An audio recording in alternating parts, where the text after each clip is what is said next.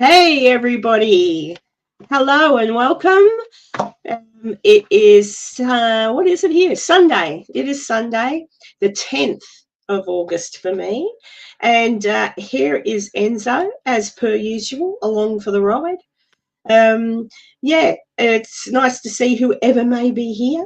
We'll soon find out. But as you can probably see by my thumbnail, it was just interesting that this weekend was the anniversary of the whole Manson shabacle. And I just thought if anyone was interested, I'd go over a few of the things that I know. I read through a few things again this morning to refresh my memory, because oftentimes you just go by memory and sometimes you get it wrong. But I was reasonably on the spot. I just couldn't remember some of their names. But yeah, so 56 years ago today, Enzo. 56 Crazy. years. I know. Hey, Grumpy Bear, 56 years ago, and we still talk about it. I was kind of thinking about it when I was reviewing some of the stuff earlier to make sure I knew what I was talking about. If we got into it, was what would it have been like if Charles Manson had access to today's social media? He'd probably be voted in as mayor of New York. Probably. Or California. Going to be governor. Well, Governor look, Manson. It is interesting when you think about it, because despite the murders, like, forget those for just a moment and just look at Manson and who he was. Always, like, since a little boy, not a great childhood, in and out of jail most of his adolescent life. Rumours are, of course, that he was seconded by, the CIA and what was the name of that mind-bending thing? I can't remember. MK Ultra. MK Ultra, and it was all he was a CIA operative. Now, look, I haven't read enough on that to make real comment, but I find it hard. A lot of people say that with people from that time period. For people that go super crazy and do outlandish things like he did. I don't necessarily know that that's true with Charles Manson himself. I think he was his own special crazy without any extra help. He certainly liked being in the spotlight. He certainly liked people. When you listen to different interviews over the years, they say that he had a lot of charisma. And he must have had, he could obviously, like Brian Wilson, the Beach Boy that just recently passed away, had him living in his house for a short time, partying with him and all these girls and everything. I can't remember what it was, but then Brian said, bugger off. That's enough. Or someone did. But it's just interesting. Like, obviously, they lived on the Spawn Ranch. It was a commune, what we would still call a commune, I guess, a bit of a cult. And he was like Jesus. He was their leader, Yep. So, and most of those people that were hanging around him were kids, 16, 17, like kids. So most people that age are very, can be sucked into a lot of things. Even especially nowadays. Back then, where you don't have, granted, I just bitched about social media 10 seconds ago, but that certainly lets kids know that there's certainly weirdos out there, maybe before they're ready for it. But back in 1969, it was just whoever you met walking down the street kind of a thing. Yeah. And who had interactions with. And you run into someone like Charles Manson, and as you said earlier, pointed out, very charismatic. He doesn't lead off with, hey, let's go kill a bunch of people and start a race war kind of thing. He kind of smooths everybody in with, getting to like him, and where they like hanging out and like doing things. It's like, oh, could you do me a favor, do this, which, eventually escalates into, hey, could you go kill these people over here? Yeah. Well, not only that, he had all the girls prostitute. Well, I don't even know if they were prostituting themselves. I don't know that they were making money from sleeping with all the men that he told them to sleep with, but it was certainly not a healthy environment for a young woman. And I guess that's why a lot of the girls ended up pregnant, obviously. And that's why a lot of the children born of that time, born of that cult, don't even know who their dad is, which led a few people to thinking that he was indeed their father. So it is interesting. It's an interesting time. And just for anyone listening, if you want to know what kind of things were happening around that time, it was, I think, 3 weeks before the murders took place. Man landed. Oh, so I'm kind of glad because Sharon Tate and the others got to see a few amazing things happen. But man walked on the moon 3 weeks before they were killed. Judy Garland died a couple of weeks before they were killed. Scooby-Doo, the cartoon, premiered on television. What else? The Brady Bunch was filming its first episode. So it was that was the era we're looking at, the very innocent, for all intent and purpose, very innocent, Well, but the original Summer of Love was 1969 and on into the 70s, of course. So there was a lot of rampant drug use, for people yeah. going, the Well, of course, marijuana, those yeah, marijuana cigarettes. Yeah, stuff and like because that Nixon was pretty bringing rampant. home everybody pulling out of Vietnam. Vietnam, Yeah. so that was finishing. And the Black Panthers were a thing; they'd started up then as well. So it was it was a very interesting time, and so you can see where a lot of, hey Carla, and Julissa, I did see you, I waved, but Banshee, hi. But yeah, so it was a very interesting time in history for a lot of things happening, good and bad. But um, but it was just that the way that Charlie did this, and why. Like, I think that's why people are still fascinated by this. No, he never even really said why. No one really knows why. All we know is that when they went in that night, Charlie said, go do something. When they went the next night, which will be here is the 10th. So at the moment it's the 9th for you. So the evening of the 8th and 9th of August, so around about midnight, is when Sharon and the others were murdered. And then the very next night, now Charlie had to have known they did what they did. He had to have known. And the very next night, they were at the La Bianca's, And he was with them that night, right? Yeah. Well, yes, he was, but he didn't do anything. So the first night, actually, I've got, let's see. I have pictures. Hang on a second. I'm not sure how I do this, actually. No, I actually, in the research, I actually did to go through slideshow. There it is. That'll do. Let's see if that works. Oh, that's not what I wanted. Hang on. Oh, of course that'll do that to me. Why not? Hang on, escape. No, go away. Sorry, my computer's just decided to be a pain in the ass. I'll just show you here my little sort of presentation. Sorted? Sort of, because then I can show you who I'm talking about. Yeah. But yeah, when I was doing the is that it? Yeah. All right. So hang on.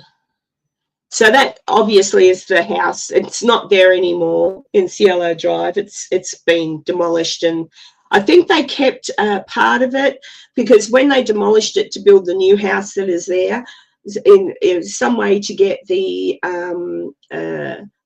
thank you, Carla. Lots of love to you too. when they wanted to build a new house, something with California law that if you've, they'll call it remodeling if there's a part of the existing building still standing. So I think it's just whatever, there's a wall in there that would have been like the main wall or something that they've kept. They demolished everything else around it, but kept this main wall and built their new home around that. But yeah, so that again,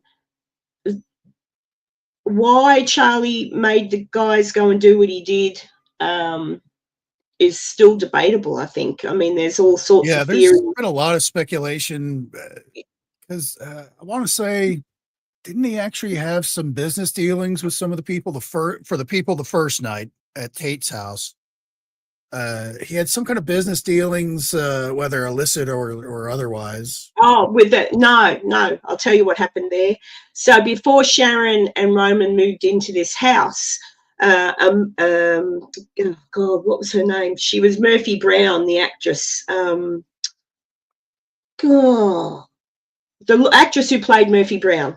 Her name starts with C. I can't remember it. Anyway, she lived there with her boyfriend, and her boyfriend was Doris Day's son. And Doris Day's son was a music. Candice Bergen? Candice Bergen, thank you. And yeah, and Doris Day's son both lived there. Yeah, so they both lived there. And what had happened when Manson was hanging out with Brian Wilson was that there's still stories that Manson wrote a song that the Beach Boys stole, which apparently is true, right? So that got him pissed off. And then the Beach Boys set up a meeting with, and his name I can't think of right now, but Doris Day's son, the music producer, right? They set up a meeting, and her son went out to the Spawn Ranch to meet with Charles Manson and said, okay, sing for me, whatever. Charlie sang a few songs. Can't think of his name for the life of me. Said, yeah, no worries. I'll be in touch or whatever. But he went back to Brian Wilson. He said, dude, I can't, there's nothing about his music that I can't do anything with it. So Charlie got really pissed off about that. And Charlie, the last Charlie knew, that was him and Candice lived in this house. But Charlie had shown up to the house a few days previous to the murders and knew that he didn't live there anymore. He got told that he didn't live there anymore. So he knew he didn't live there anymore. But for whatever reason, he still sent that gang of kids to that house that night. Now, did he tell them to kill someone? Who knows? Did he tell them just to make a scene? Who knows? Because that's what you can't get the real truth on, to be honest. But yeah, so that night in the house, we had so we had Jay and Abigail Fold. So Jay Sebring, for those of you who don't know, Jay was a hairdresser to the stars. That was him, mainly the boys, mainly the men, you know, people like Paul Newman, Frank Sinatra, like he cut people's hair. That was his job. And Abigail and Jay had gone into business together. Jay was sort of branching out with his hairdressing business, so she'd gone into business with him. But, of course, she was the heiress to the Folger coffee people. That was her family's thing. And then Frykowski was a friend of, I can't say his first name to save my life, but Frykowski was a friend of Roman's. So because Sharon was only a couple of weeks away from giving birth, and Roman was over, I want to say London, Europe, somewhere like that. So while that was happening, Roman said, hey, can you go stay at the house with Sharon? Because she's due to give birth soon, just make sure she's okay. And, of course, then you have Sharon and her little baby, obviously not born yet. He was still in her tummy. But that's who was hanging out there that night. They'd been out for dinner. They were just all, Abigail was in bed. I think Frykowski was reading the book downstairs as well. Like, they were all just chilling out when these kids, well, a-holes, showed up to the house. But meanwhile, before they show up, that's a picture of the house, aerial picture. So this boy here, William Garrettson, he lived in that part of the house. That's like the caretaker's place. And so while he was there, he never heard a thing that night, apparently. But this little boy, Stephen, was 18. That's his car there. So what had happened before the murderers got there, Stephen had gone to visit that boy in here, right? They say that all sorts of rumors went around. He was buying drugs and all that sort of thing, but he came from a good family, and they believe he was there to buy a little radio, a wireless radio or something. So he was actually leaving. He'd done his business with the boy. He'd got his little radio, and that's his car there. And he was taking off when this bunch of a-holes decided to pull up. That's the actual car there, actually. It's in, I'm not sure where that is that you can see it, but that's the actual car.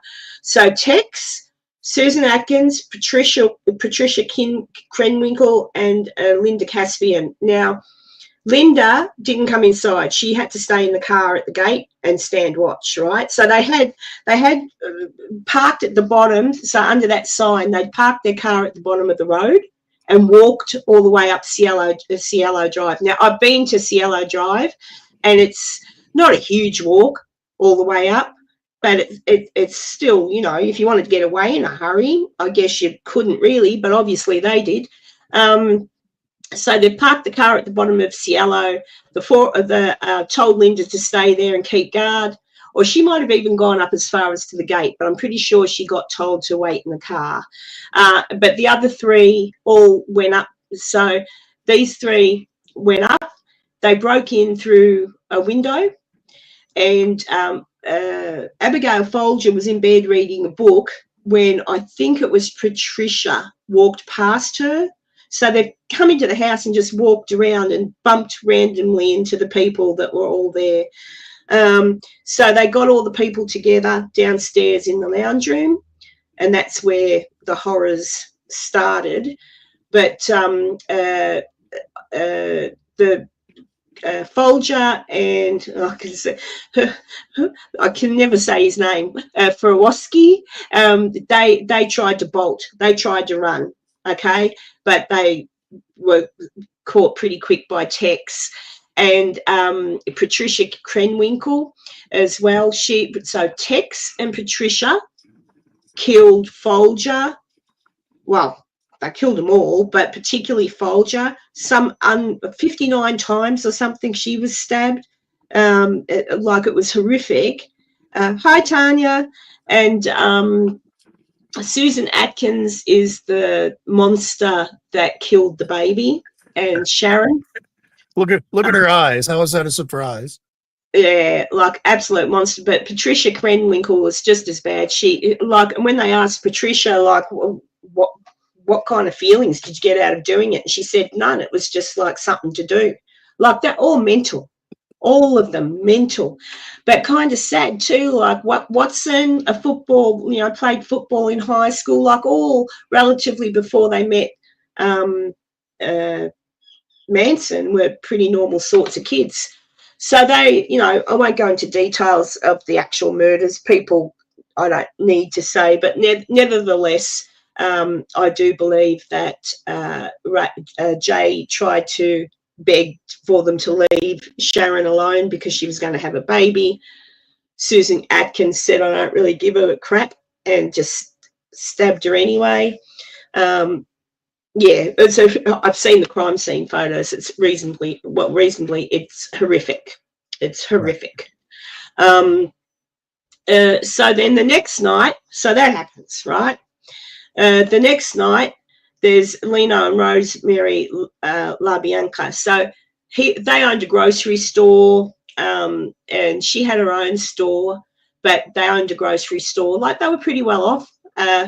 They'd been away on holiday, and they came back in the morning, dropped their daughter off. I want to say it was their daughter. Their daughter had gone on holiday with them as well. They dropped the daughter off, and they made their way home. But on the way home, they stopped to get a newspaper.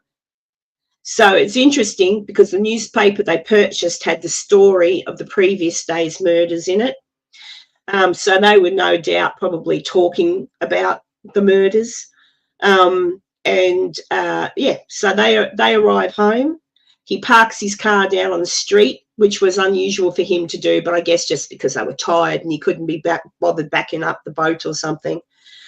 But within about an hour of getting home, that's when our favourite monster, and if I can get to it for you, there they are. So this fella here, Stephen Grogan and Charlie Manson, along with the other two, like the other ones from the previous night, were already, I think they were already, or they came into the house. Manson and Tex tied up the LaBiancas, and then Manson left with Grogan, right? They left. So they helped tie him up. They robbed them, and then they left. And apparently Charlie said something along the lines of do something witchy, or when you do something witchy, like make it look witchy, right? So he leaves with the others, and then it left Tex and these two women, Leslie Van Houten, Patricia again, the one that killed Folger, and Tex. But they say Tex is the one that was responsible for killing all of them, to be honest. He stabbed everyone at the Tate residence. He finished off Sharon. And he certainly finished off Mrs. LaBianca. So revolting, like they obviously knew what they'd been asked to do and were doing it. The only person who said she hesitated was Leslie. But in the end, she stabbed her in the back a few times. Yeah, exactly. Monsters.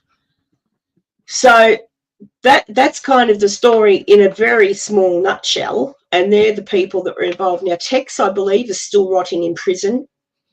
Van Houten's dead. I think she died from cancer. One of them's out, and I'll have to look it up in a minute. Susan Atkins, one of these two is out now, was let out. I'll look that up in a minute. But yeah, just, when you look at this little boy, 18. Van Houten was granted parole and released in 2023. Was she? I thought she died. Oh, that's because she was, because she was dying of cancer or something. But there's someone out now who just got out, and I can't remember if it's Krenwinkel or Atkins. Can't be Atkins. She's a monster. But one of them's just got out. But it's just like I don't know what. So yeah, and Stephen parent the young boy. Indeed, they were. The young boy. Oh, maybe it's Squeaky who just got out. Is it Squeaky that just got out, Laura? Oh, hang on, no, it's because Squeaky lives in Los Angeles, I think. Oh, I don't know. I'll look it up in a second. But yeah, the young boy, as he was leaving is when they were coming in the gate or over the gate, like he thought, oh, what's going on here? And they come up to the car. They had the gun. Tex did it. And the kid said, oh, I won't tell anyone you've been here or whatever. Bad luck. They shot him dead.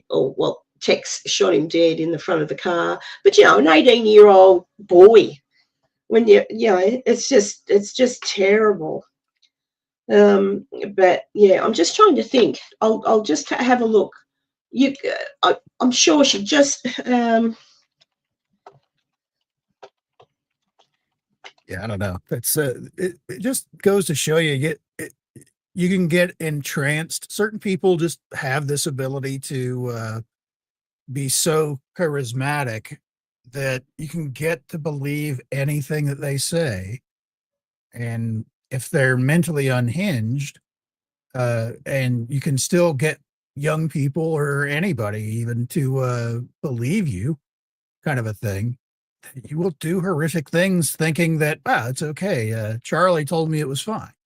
Yeah. These aren't real people that we're killing. They're monsters of some type or whatever it is. But it's I mean, you just even look at this day and age with the things that people were doing not long ago, like the burning the Teslas and all that sort of thing. It really doesn't take much to convince somebody that doing something atrocious is okay. Exactly. Yeah, exactly. This stuff's And been going on for a long time. so this kind of what would you call it? Mind washing? What do you call it? Brainwashing. That's the old thing, mind washing. Like obviously that's what happened to these kids. And the very fact that so one night after the other, so on the evening of the 8th and the morning of the 9th is when Sharon and her friends were killed. The very next night, they killed, or the very next day, they killed the LaBiancas. The police didn't actually connect both murders because they were in different, somehow it worked out they were in different jurisdictions or something.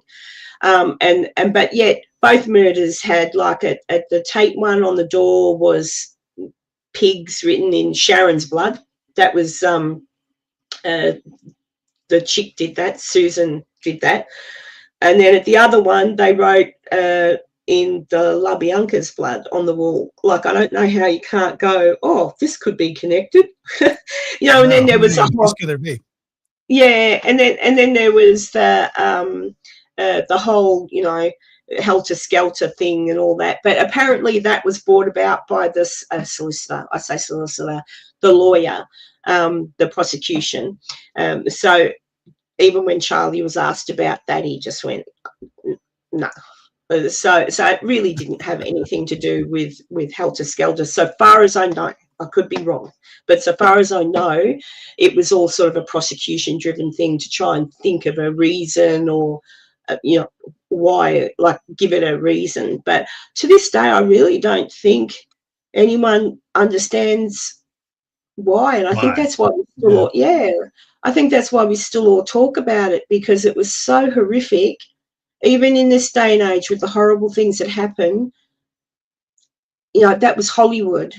That was the untouchable sort of people. And there's, over the years, many people have come out and said, oh, I was invited to a party that night and so on and so forth. And it's not true. A lot of them have just tried to connect themselves to it for whatever reason. I think the only person who was invited up there was Steve McQueen. And there was one other person, Mama Cass, I think. But that was about it. So all of the others, I think, were just sort of hangers on, like people that were wanting to say that they were involved in some way. I don't know. And of course, when I went to America, my friend Scott, who's got a really good channel, he does a lot of videos on this stuff. He's an expert on the subject. He took me to Cielo Drive. And it's just interesting to me that back in the day, that would have been more remote than what it seems to be now. So they certainly went out of their way to go and do these murders. So it had to have been Charlie that gave them the address and said, go there. So Charlie was probably sending a message, but yet how? Because he was saying he never had anything to do with it.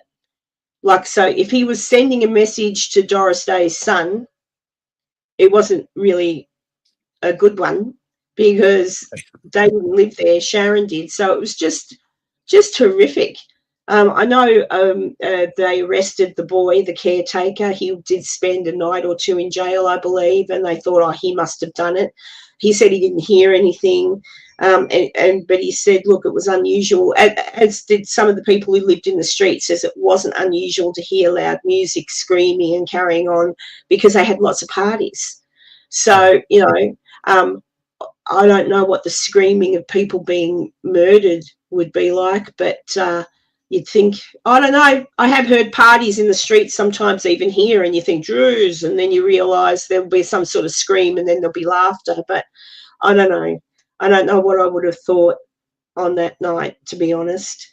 But I think it all boils down to Charlie just being a crazy MFer. He because there's been various interviews by like 60 Minutes and tabloid type shows like that over the years. Every 4 or 5 years, there would always be a big expose. Oh, we went into the prison and chatted with Charlie Manson to see what he's up to, kind of a thing. And the interviews would usually start where he'd be very calm and collective and kind of chit Yes, yeah. chatting a little bit and being kind of charming almost. And eventually it would start twisting and getting out of control to the point where he's up swinging his arms around and screaming. It's like, all right, interview's over. Gotta leave. Yeah, it's funny. I just uh, there was a fellow called like I was saying before, people thinking that he was their dad. He has got a son, but there was another man around at the time, Matthew Roberts, who looked a lot like Charlie, to be honest, long hair and everything, and told the story that his mum was one of Charlie's girls, and his mum told him that Charlie was his dad. So he totally believed it, and he had spoken to Charlie, and he tried to get Charlie had sent something out for him to use as DNA to get a match or whatever. But long story short, it turned out that Matthew was not his son. He finally got the answer. And he's passed away now, and that was sad because I'd spoken to him a few times. We were pen pals, and he wasn't rich by any stretch of the imagination. He lived in a trailer. And just out of the blue, it seems, he just died, but he was obviously sick. But I wonder how many children of Charlie Manson there are out there who do not know that they're Charlie Manson's child, be they daughter or son. And I don't know that I'd want anyone to know I was, because he's a monster. Yeah, exactly. I think stuff like that is like, I'd rather not know. Yeah, I think I'd much rather not know. And it's just so sad too, because like I visited Sharon Tate's grave, and it's, it's just sad. She was the baby. The baby was a baby. Like if she actually had to have had a C-section that day or started to give birth, she was only a couple of weeks off full term. Oh, really? She was that far along? I didn't realize that. Oh, yeah. She was only just so a it few was weeks. Obvious that she was pregnant. It wasn't like they oh hell yeah, you had the big somebody screamed. Okay. Yeah. And they were saying, please don't, my baby. And that Susan Atkins said, I don't care about your baby, and just stabbed her. So in stabbing her, obviously stabbed the baby. But I think that's the fascination. Much like Jack the Ripper, the fascination is what kind of any serial killer, any killings like that, you can't understand as a good human being what would drive someone to do something so horrific. I live just outside I live just outside of Wichita, Kansas, and back in the 70s, Wichita, we had the BTK killer, who got away scot-free kind of thing after killing many people and literally breaking into people's houses, beating them up a little bit, tying them up with like the ropes from the drapes and stuff like that, and then just torturing them, just little slices and all that's just grotesque stuff, but eventually killing everybody and then just sneaking out. And with him, he would rape the woman in front of the husband first.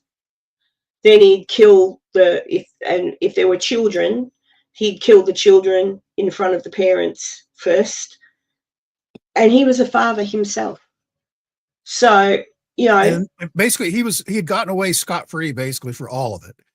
And it was only like maybe a dozen years ago where he started sending stuff to the police in Wichita again, saying, I'm the guy, you're never going to catch me, all that stuff. But he sent it in on a CD or a computer. Yeah, a floppy disk. Yeah, I think it was. And they were able to track on that, whatever the medium was, what the IP address was for the computer. Yeah. And they tracked it back to the computer in the church that he was a deacon in.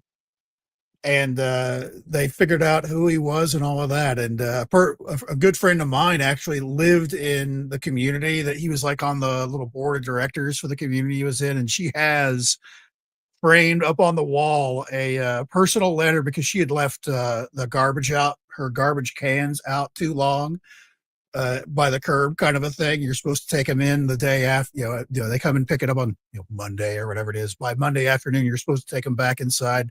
She had forgot and left them out overnight and got a counseling letter from one Dennis Rader that this would not go on. This was a dark mark on her record and all this other jazz.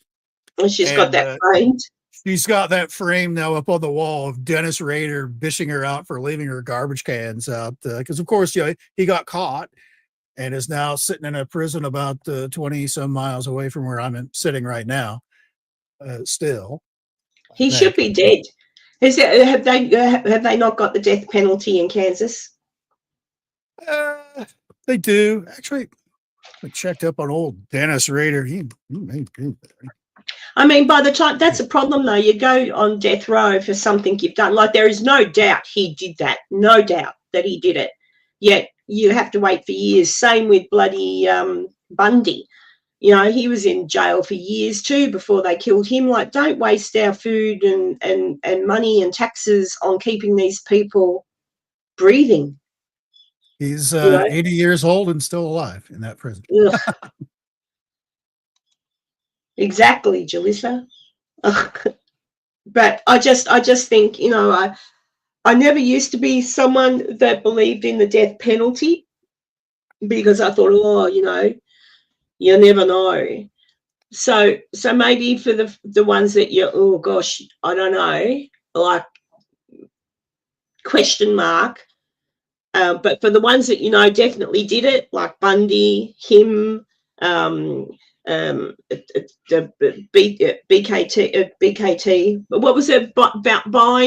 Bind, torture, kill, and kill. Yeah, BTK. All of those ones. Even the is it Green River? Is that what he's called? The guy strangled. Like, they know they did it. They know they did it. So why are we keeping this scum even here? Why? I don't know. The foxes. They're the foxes on the right side, because it doesn't look like, it looks bigger than a fox, whatever that is. No, it's a fox. I took the photo. I took the photo. That's at the Highgate Cemetery in London. There's little foxes there, and the one that's wandering off now had just gone over to this one with its mouth open and sort of given it a bit of a, like they're siblings, I think, and it was like roughing it up, and it's going, and that one took off. But yeah, that's so cute. Yeah, I did. Shh. But I only had a bit of cake, so I just thought, if it wants a piece of cake, it can have a piece of cake. So I threw a piece of cake on the ground, and that little one with the face, that's the one that ate the piece of cake. And they've all had babies, because the lady, while I was at the Highgate Cemetery, there was a lady came in. Her name was Karen as well, but they call her Kitty, and she looks after them. So if one's harmed or hurt, she'll catch it and take it to the vet and then bring it back when it's better. But they've all had babies, so there's all new little baby cubs there now. So yeah, so that's the Highgate Cemetery, London foxes. But yeah, so serial killers, yay. But there you go. But yeah, it was just, I did put a link, I'm not quite sure how much David charges. I didn't have a look, but David lives in the house on Cielo Drive that they say is, David Oman lives in the house that they say is haunted, possibly by Sharon Tate and others. He believes it is. What do I believe? I don't know. But the stuff that happens in David's house is pretty weird. I don't know. And there's been plenty of people, including my friend Scott Michaels, that's gone there and says don't know how to explain what the odd things that happen. So I know that David was doing a live stream from the house, I think tonight, your time. There's a post on my site, but it's pay per view. I don't know how much he charges, but you're basically there where there's a whole heap of other people there as well. But you get some really weird stuff. He's told me when I come back to America, I'm allowed to come and have a cup of tea. Well, I said tea, but so I might go and meet him because he's pretty different. Is David, but he seems like a really nice man. So I might go and check out the house in Cielo Drive. But but there's the people that live in Cielo Drive must get jack of people walking up there to look at the gate at the end because there's nothing. The house isn't there anymore. It's long gone. It's been demolished, so it's a new big mansion now and different gates. But I guess some people just have the urge to. That's what causes a lot of people to destroy old places like that, is because it gets that moniker stuck on it, and then you get looky-loos from all over the world that come, just like the Amityville horror house, didn't they? They're so sick of it. They even changed their address, so if people came, they'd go to the wrong place, but it didn't work for long. but that's it, and that's the thing too. Like that Amityville story is a whole heap of rubbish. It's not even true. Do you know what I mean? So, yeah, probably could be. Hey, Zach. Yeah. What's that? We had foxes around here in town. We call them townies. Healthy too. Haven't seen a mangy one in years. No, because they go into everyone's backyard and kill their chickens. Around my neighborhood, that was many, many years ago. Bloody English. Because foxes are English, but of course English would have come to America and brought them for the same reason, and they brought them to, what are we going to do? We have to still do our fox hunting, and so they brought rabbits and foxes. And what are our main vermin in Australia? Rabbit and foxes. Rabbits everywhere, foxes everywhere. Yeah, it's interesting, Dee. So far as David's house is concerned, you know my thoughts on things now. I'm not sure, but the few people that I do know personally that have been there have kind of said it's just really weird, like a different, and where it's built. So it might not necessarily be anything to do with the Tates. David thinks it is. Like David thinks it's Sharon and Jay Sebring and the others, but it might not be anything. It might be like you're sort of saying, a residual energy that's because the mountainside itself is built on, I think it's, I could have to stand corrected here, but it's like the rocket's built on, so and rock tape energy there. Yeah, and native Indian type things and all that sort of stuff. So who knows? But one day I'll get to go there and I'll make up my own mind. If anything, I just want to meet Dave because he's funny. I think he's funny. He has to be. He has to be maybe autistic. I hope he's not watching me speak. I doubt it. But he's just because he's full on, I just really like him. There's something about him that I like. So I'd like to meet him one day. But what's that? Yeah, brought them here to hunt. Introduced mixed sofa rabbits. Yeah, that's the thing. That's the thing. Bloody English. I saw in England. I should have got you to look this up, Enzo, because I don't understand how they're going to do it. I don't understand the logistics of what's happening. But in England, they've brought it in now that kids 16 and under cannot access social media, any, like Facebook, TikTok, any, Instagram, nothing. Right. And there's something, I don't know how it works, but something on the phone that it's got to do face recognition. You've got to go through all these things to get online. And then they've got another program that is continually scanning messages and posts and all that sort of thing, looking for anyone at all that says anything against the government or immigration. It's not good. Yeah, but it's starting here too in Australia. Just warning you guys, it's already past the, the 16-year-olds aren't allowed on social media thing. That's been passed, but they didn't hit YouTube here. But one of our senators or politicians has said, "Oh, what about YouTube?" So I think that's coming next.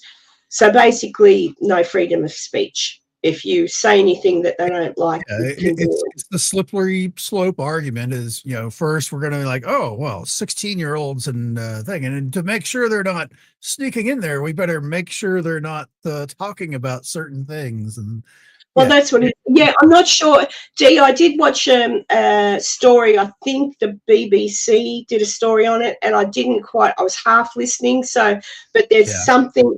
There is an application, there is something that they've introduced for, I think, all of these sites. So they've obviously had to work with Facebook, Instagram. Well, Facebook and Instagram are a lot of them have it's a thing where you have to turn on your webcam and it scans your face. Yeah, and it doesn't. A lot of kids, of course, are tech savvy, so they're putting their own picture. They're putting somebody else's picture up there. Someone that's not working. That's how clever. Whatever it did at first, and they of course had to adapt it. They've adapted it, so now no, it's not working. So it's just the problem is not only is it stopping you from getting on, but they're scanning. So I don't think that part's been introduced here, but in England, they've got a whole part of the police force, one whole contingent of the police force, that their only job is to sit and run a program that picks up on keywords in people's posts. And if you write anything at all against the government, anything at all against immigration, that place is just, I can't believe the changes that have happened there. It's absolutely scary. And they're putting people in jail, and it's true. It's true. Are they going to put a 16-year-old in jail? I wouldn't put it past them, but I don't know what will happen there. But yeah, it's a police state. It's a police state. That's it. Your big brother's watching, and you better be careful.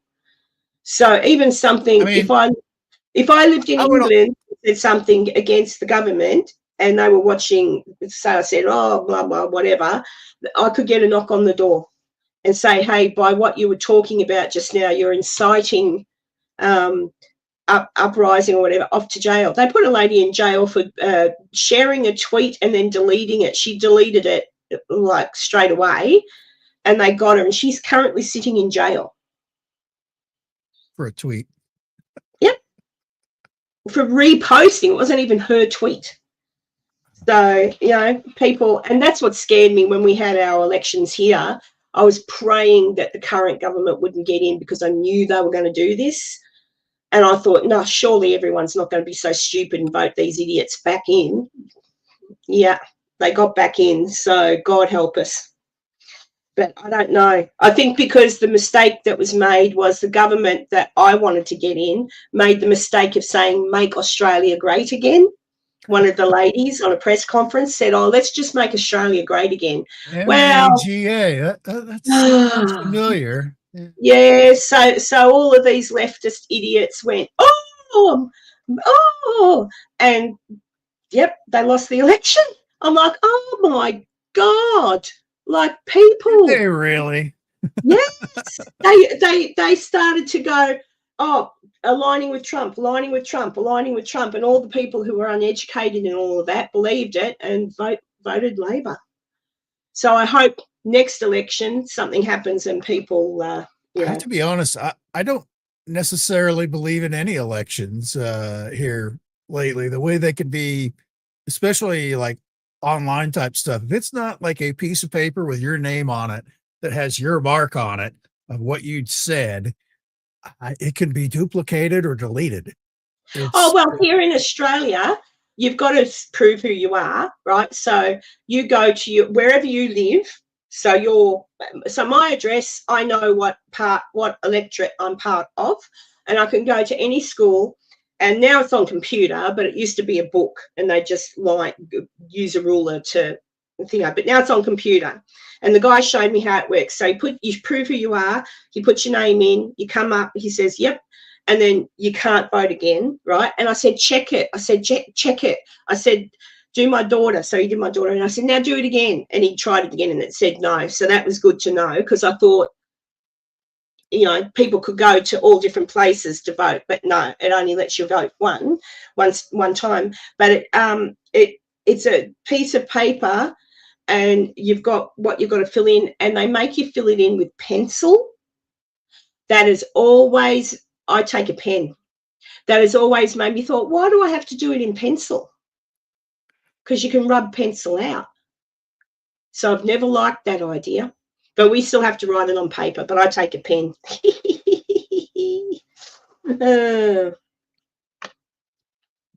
Let's see. Oh, yeah, that's who I'm talking about, Dee. Elbow, that's what we call him, Albanese. He's our he's our Prime Minister. He talks like this. He's got a really funny little voice. And he still hasn't met with Trump. He still hasn't had a talk with Trump, unless that's happened in the last week and I don't know about it. And he's carrying on, and he's sucking up the bum of China, and he's, wants to recognise Palestine as a state. And we're having issues here too with anti-Semitism, like people going into, like, Jewish people are being bullied and stuff. I mean, I wouldn't want to see it in the street, because I think if I saw that in the street, I'd run and bop someone on the head for being so mean. I reckon most of us Aussies aren't like that. You've got your groups that are stupid and get all the attention. They're the ones that. That's why I don't understand why you're in the position you're in, because that's most Aussies are like about Australians. Yeah. Yeah. Most Aussies are like me, sailor or whatever. Then how did you get into this position where you've got communists taking over your entire country? Don't know. Well, immigration maybe, but I better watch what I say, because we do have, we've got, that's where we're headed, because we do have a high immigration intake. So again, with a lot of Australians, we're put last on the list to help, because, oh, they're an immigrant, they're coming in, they're a refugee, we've got to give them housing first, we've got to do this for them first, you guys will have to wait. And you get bumped and bumped and bumped. So, and that is true, because I was, when I was a single mother many moons ago, let's see, 20 years ago, I put my name on the public housing list, because I thought I'll never be able to afford a house. And I was really worried, and I just wanted to give the kids stability. And when you get a public housing home, the rent is, it's not super cheap, but at least it sort of stays the same, and you're guaranteed you can stay in that house, unless for whatever reason they have to sell it, then they move you to another one. So I put my name down, being a single mum, all these children, and it'd get closer and closer and closer, and I'd ring up and say, oh, how much longer on the list? Anyway, long story short, 15 years later, after putting my name down on the list, I went in to see someone, because I was in a sticky situation, and I said, what? I said, I don't understand, 15 years. And they said, if you want to get a house quicker, you'll have to move out to the country. And I thought, cool, I'll do that. So I did. I moved out to the country, and I was told I'd have one within a year. No. Then finally, I made friends with the lady who worked in the Department of Housing, right? And she was friendly with me. And I was talking to her about it, and she goes, oh. And I said, what? And she said, you're on the general list, yeah? And I went, yeah. And she goes, well, so are all the immigrants. And she said, we've got strict instructions that people immigrating, the people coming in, are to be given access to housing first. And that's why you keep getting bumped. So I took my name off the list. Yeah, longer than that. It ended up being nearly 18 years, Tanya, and that's when I took my name off of the list, because I got told who was getting first preferences, and it wasn't Australians. It wasn't people that have been, no, it had nothing to do with our Indigenous people either. They too were getting put down on the list. The immigrants were getting popped up first. It's just, I don't understand why people don't want to give a voice to the Aboriginal people, Indigenous people in Parliament. I don't know why you would vote no. It's just giving it, like, I think, have the Native Americans got a voice in government in America yet? Not really. They have their reservations areas, which are separate from the United States, and they're kind of happy with that, where we can't mess with their, the United States can't really mess with whatever they're doing on the reservations and vice versa. And so they can open giant casinos and do whatever they want and run it however they want there on their stuff, their areas and stuff like that. And, still have traditional things that they do as well there, but that's their section, and they don't want any kind of interaction at all with it for the most part. I'm sure there are agents, there are tribes out there that may want to have some level of interaction for stuff like that, but for the most part, they're very separate. Oh, they've got the hunters.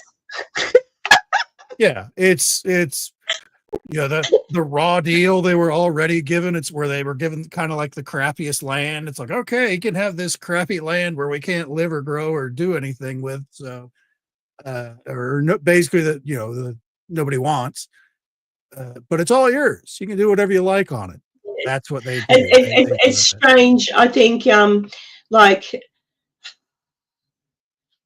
I'm all for helping people out, but I think, like anything, if you run your country like, depends what kind of family you've got, but if you run your country like you're running your household, so you make sure your household has got a roof over their head, food in their mouth, electricity, all the basic needs that a human needs. That's what you make, and you make sure your family's got it first. So then if someone comes and says, hey, I need a place to live, can I stay at your house for a little while, i.e. immigrant, sure.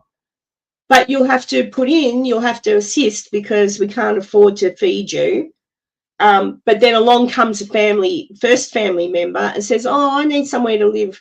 What do I do? Well, you got to run it like a family. You got to say, well, crap, all right, well, we've all got to help out.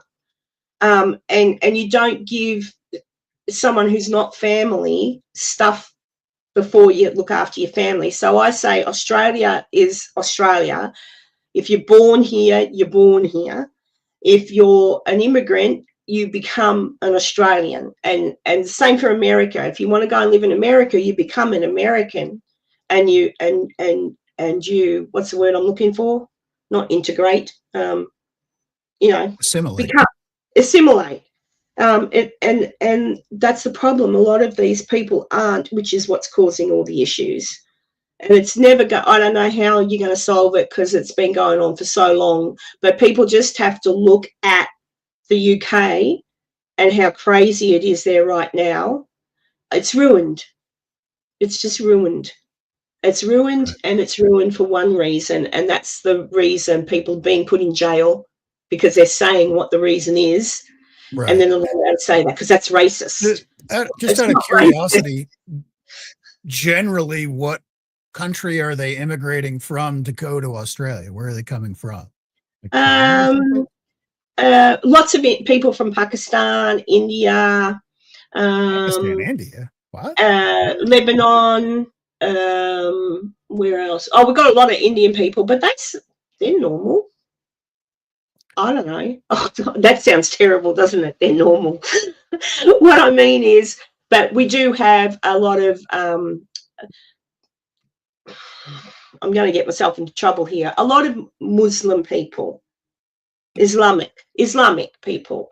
But I know a lot of Muslim people, like I've said before, I know a lot of Muslim people that I used to work with, and they've been here for years, and they're normal people. I wouldn't see them doing anything wrong in the street. But that's what I wonder. Who were all the people? We had a big march in New South Wales the other day across the Sydney Harbour Bridge, and it was all people, pro-Palestine people, pro-Hamas, and I'm like, they're not Aussies. And if there were Aussies there, then they must be a sandwich short a picnic. Like, it's just not something an Aussie would be bothered with, you know. Yeah, well, I was there, Dee, and I avoided those parts. I was told about those parts and told to be careful. So it's really sad, but that's happening here too. Watch out. Just watch out. And it's the thing, you've got your government in place who don't have the balls to say that's enough now. We've got enough immigrants. I'm sorry. And to anyone that does what they did the other day, anyone who stands out. Well, in Melbourne, actually, Dee, can you confirm this? Because I'm sure you would have seen it on the news. In Melbourne, we've got a Catholic chapel, a great big old Catholic chapel. And how long ago, Dee, trying to think how long ago, only going back maybe a month, 6 weeks maybe, there was a whole lot of Islamic people. I don't know what country they were from, but they were Islamic, lined up and encompassing around the Catholic Church and praying. There was, and when I say hundreds, there were hundreds, not 100, not 50, hundreds of these people lined up along the Catholic Church praying in whatever their language and saying what they were saying. I don't know what they were saying, but I thought, what the hell's going on there? Like, why are you standing out front of our church doing that? Like, I don't go to church, but do you know what I mean? Like, it's not good. That's not learning to get along, is it? So, I don't know. Not exactly assimilating there. Oh, you reckon? I find most of the Indian people, oh, well, hang on. It all depends. See, there's different parts of India, but most of the Indian people I run into are okay. Like, that's what I mean. There's a lot of, I like Indian people. I like all people.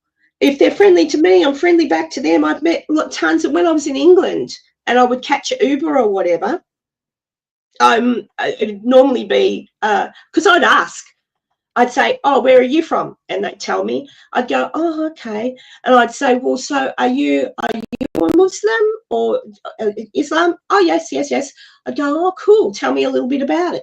And they tell me a little bit about it. And they were good people.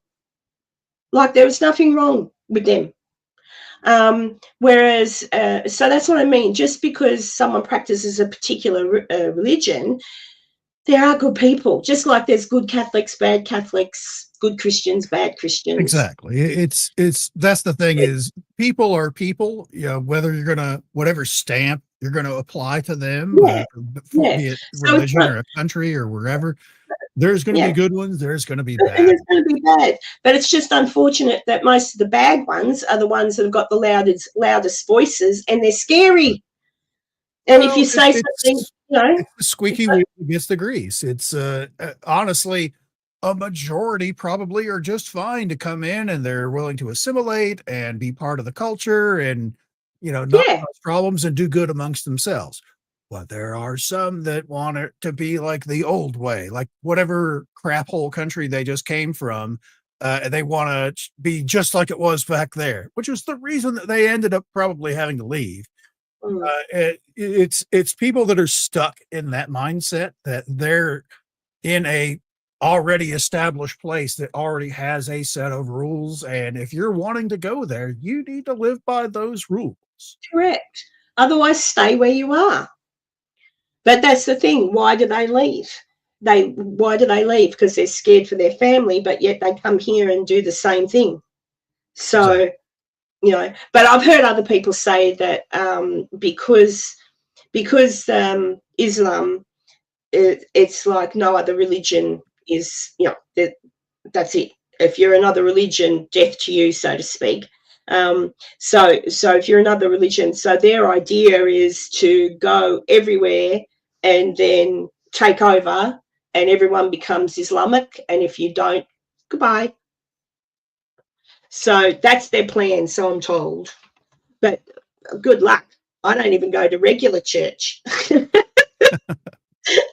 But like there's a lady that was working at where I work the other day, and it was her prayer time, and she come into my office. I said, would you like me to leave? Because do you need a mat or do you need something? No, she was Islam.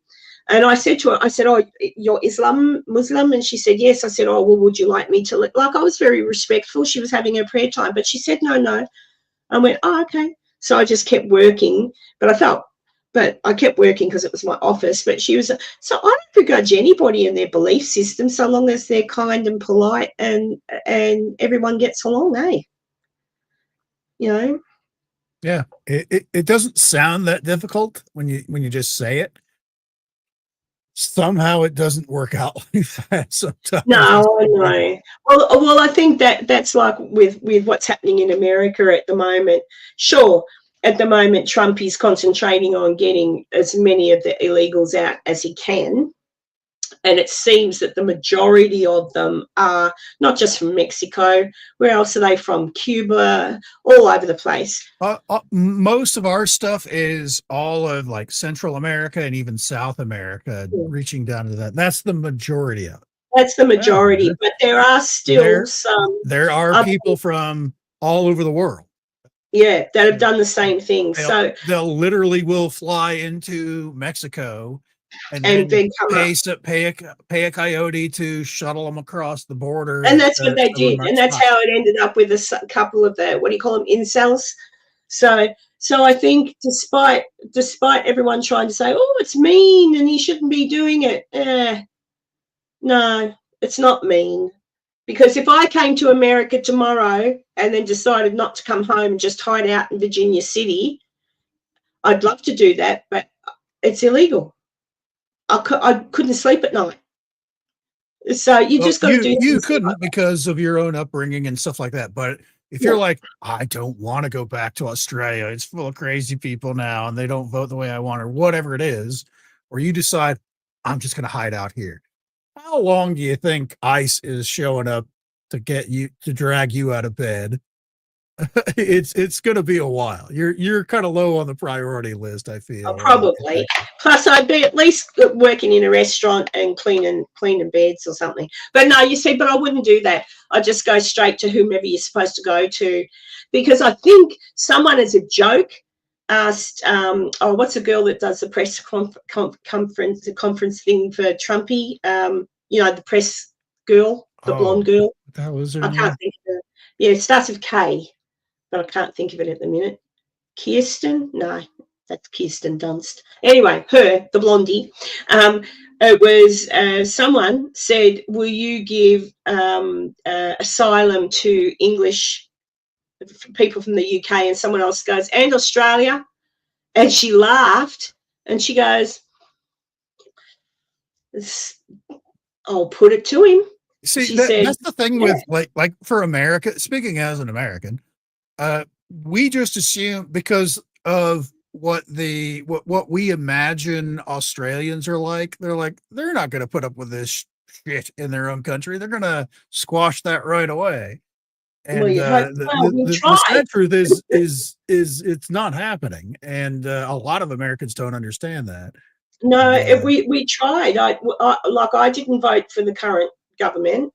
I voted for a lady called Pauline Hanson, bless her cotton socks. She cops crap like Trump does.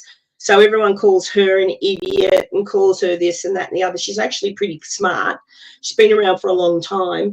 But I didn't vote for her thinking she's going to become Prime Minister.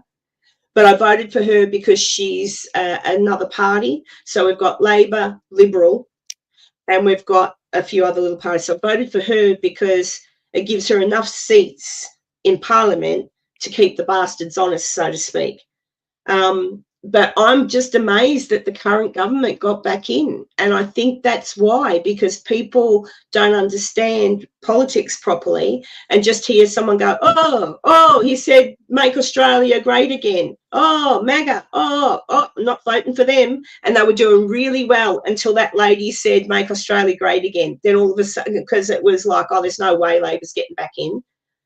And then as soon as I thought, you bloody Australia, like fair income. So hopefully once everything's made a mess of over the next few years on the next election, I hope that someone better gets in. Who? I don't know, but at least someone who's not going to take away our freedom of speech. Because I can tell you now, if Australia gets like the UK, I would be tempted to leave. I don't want to live in a country like the UK, like it is now. And if America still allows freedom of speech and all that sort of thing, there's surely, I know I'm getting old, but there must be something I can do until I drop dead to earn my way to come to America and live. Do you know what I mean? So Work at that coffee shop there, and what's the name of that coffee shop you're always talking about in? The roasting house.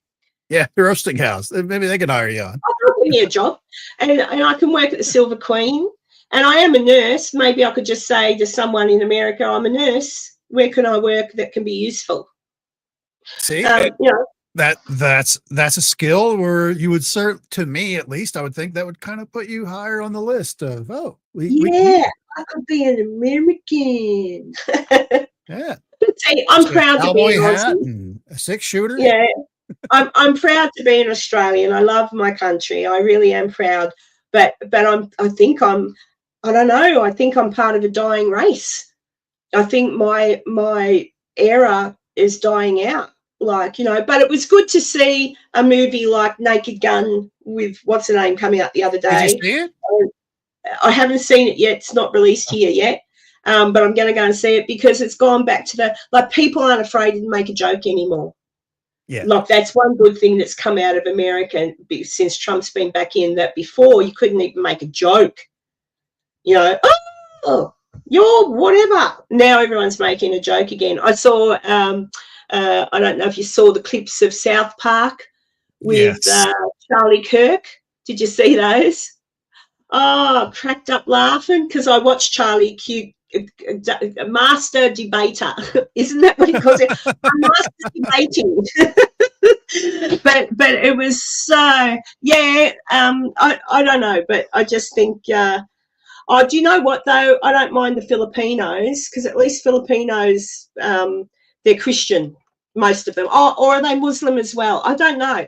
I think they've got a Christian background, haven't they, the Filipinos? Yeah, traditionally, I believe they're mostly Christian. Traditionally, if you come from Thailand, you're Muslim, but I'm pretty sure the Philippines is, I don't know, I'd have to Google it. Tanya could Google it, but I'm pretty sure most of the Philippines was Christian-based. So that's what I mean. If you've got a Christian-based religion, or at least you just say, oh, I'm a good Christian, you'll normally, like in countries like England, Australia, America, all these places, New Zealand, you'll blend in. It's just, half people don't even go to church. We just say you've got to be a good person, So there you go. Catholic, are they, Dee? Yeah. Oh, yeah. I don't mind them. Very devout Catholic, as I recall. I remember once ringing up about my internet, and because the Philippines is where the people for Dodo internet work. And I rang up, and it was a Vietnamese lady, and she's a Filipino lady talking to me. And in the background, I could hear, and I started to giggle, and I said, "Oh, you work from home?" And she went quiet, and she said, "Yes, madam." And I said, "Oh, it's okay." I said, "Just call me Karen." I said, "It's all right." I said, "I work from home too sometimes." I said, "I can hear your chickens. How many chickens have you got?" And she just went quiet. She didn't know what to say. But then when she realised it was okay, "Oh, well, we've got 20 chickens and we've got..."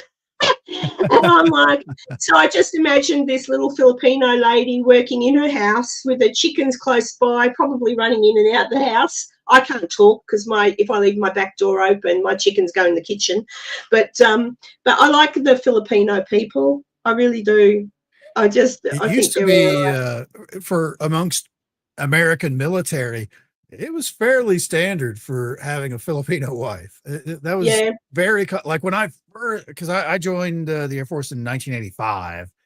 It was 1986 before I got to my final my home base kind of thing after training and all that stuff.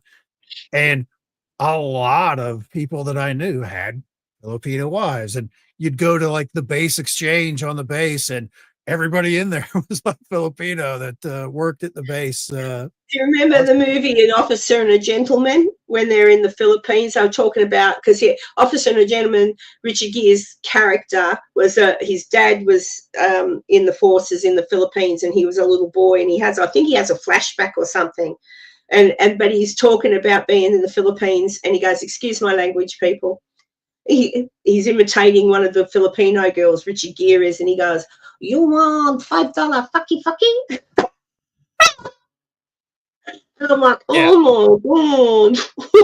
that that that same like personage of a character exists in many parts of the world, in the In Philippines many and parts. the south, the eastern Vietnam. countries.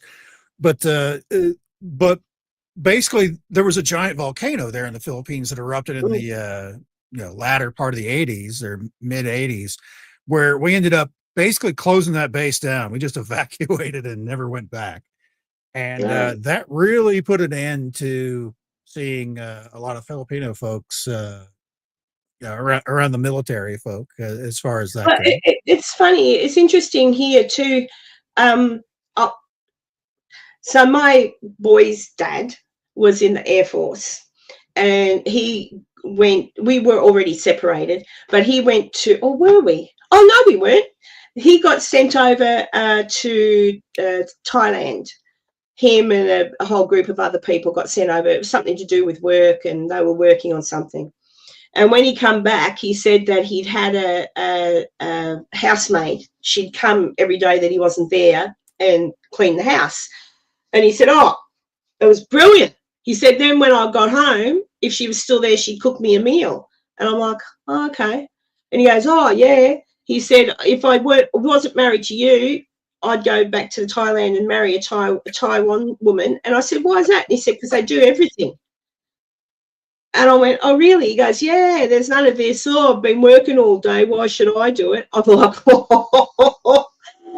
But I do notice that a lot of Australian men, which is what Dee was referring to, a lot of Australian men, ex-servicemen, have women wives that are either Filipino or from Taiwan, Yep, and I think yep. that's why, because those women Usually are, yeah, Usually where the problem comes in is eventually after like a year or so of being married to, the GI, yeah, wherever they are, whether it's the United States or Australia, wherever it is, they'll be like, I'd be happier if my mom could come over, and maybe like my sisters or brothers or whatever. that's So what they you end up do. getting like this whole house full of folks living in Hmm. your one little, whatever your, two-bedroom house that you're allowed to have on base housing, kind of a thing.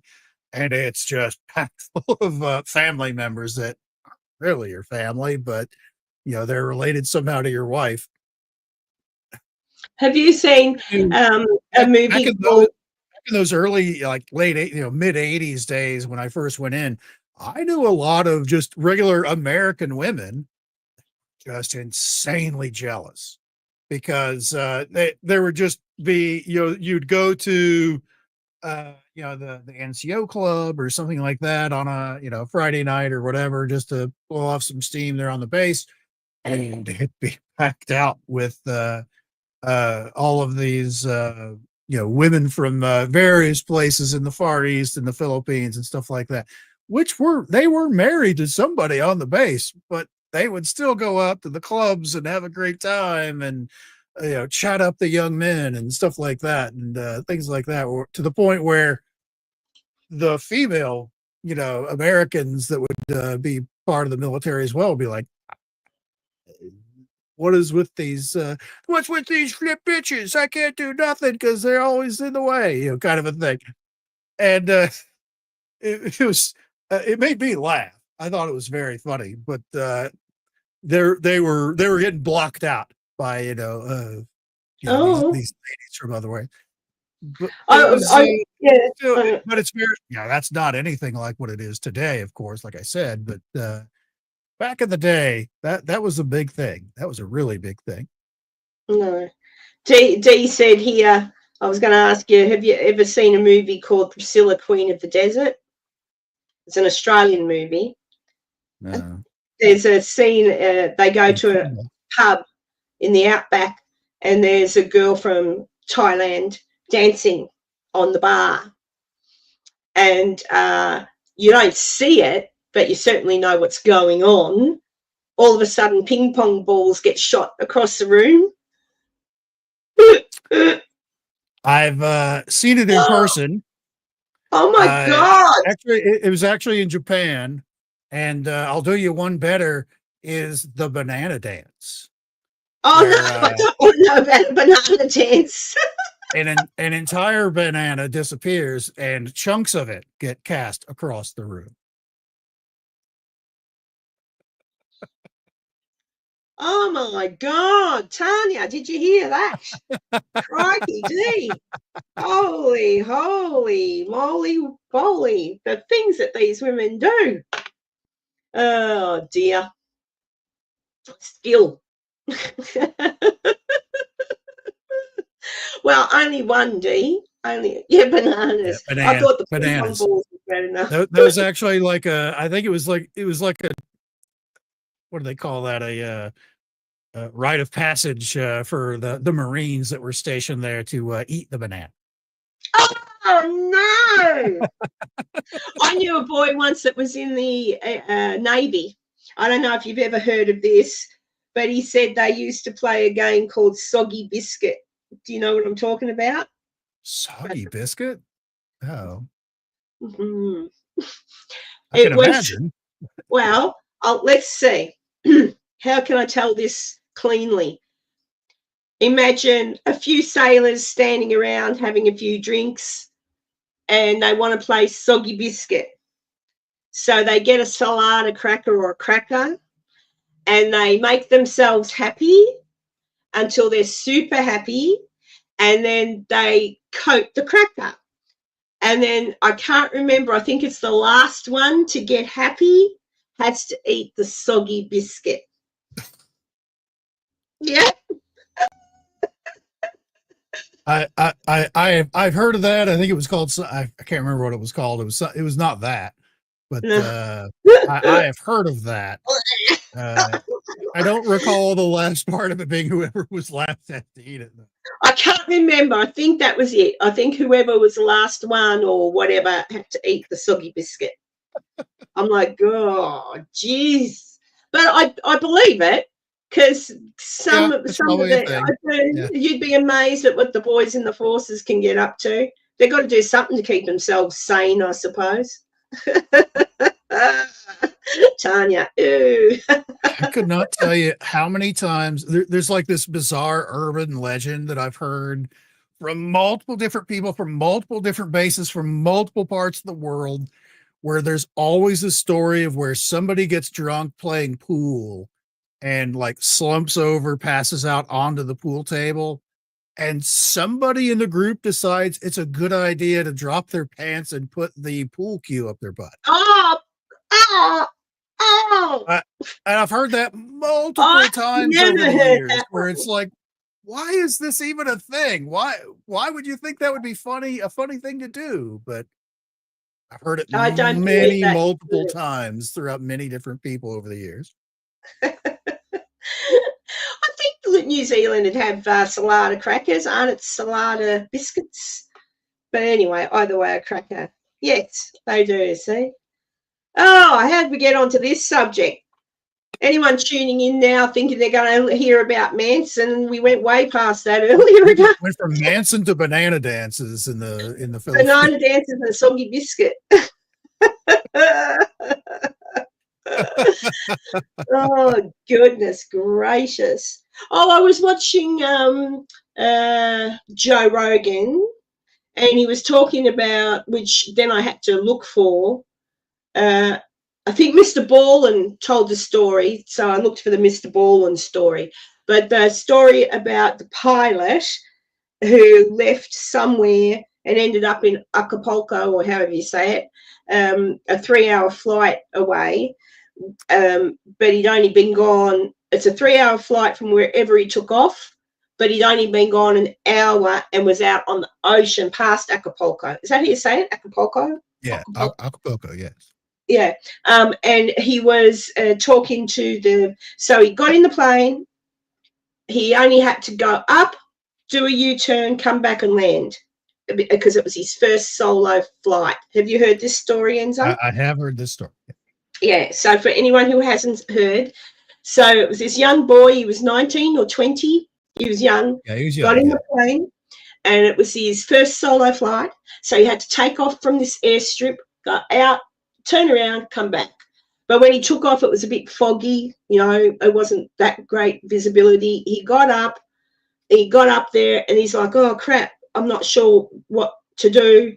Anyway, long story short, he got a bit turned around, a bit lost, and then he got really, really sleepy, and he fell asleep. And meanwhile, the ground controller's talking to this kid who'd gone from saying, oh, I'm not sure where I am, to like an almost robotic voice talking to air control, saying that it was not the boy talking, that they were using him to speak. He's basically a human microphone because, and it was in the 70s, I think, wasn't it, Enzo? I think. Yeah, it was something like that. Sounds about right. Yeah. Yeah. So they said, we're using him as a human microphone. And they went on for an hour talking to this air traffic controller about how the human race is the only race in the universe that fights amongst itself and kills everyone else is a happy-go-lucky type existence, that on Earth we're the only species that does this, we kill each other.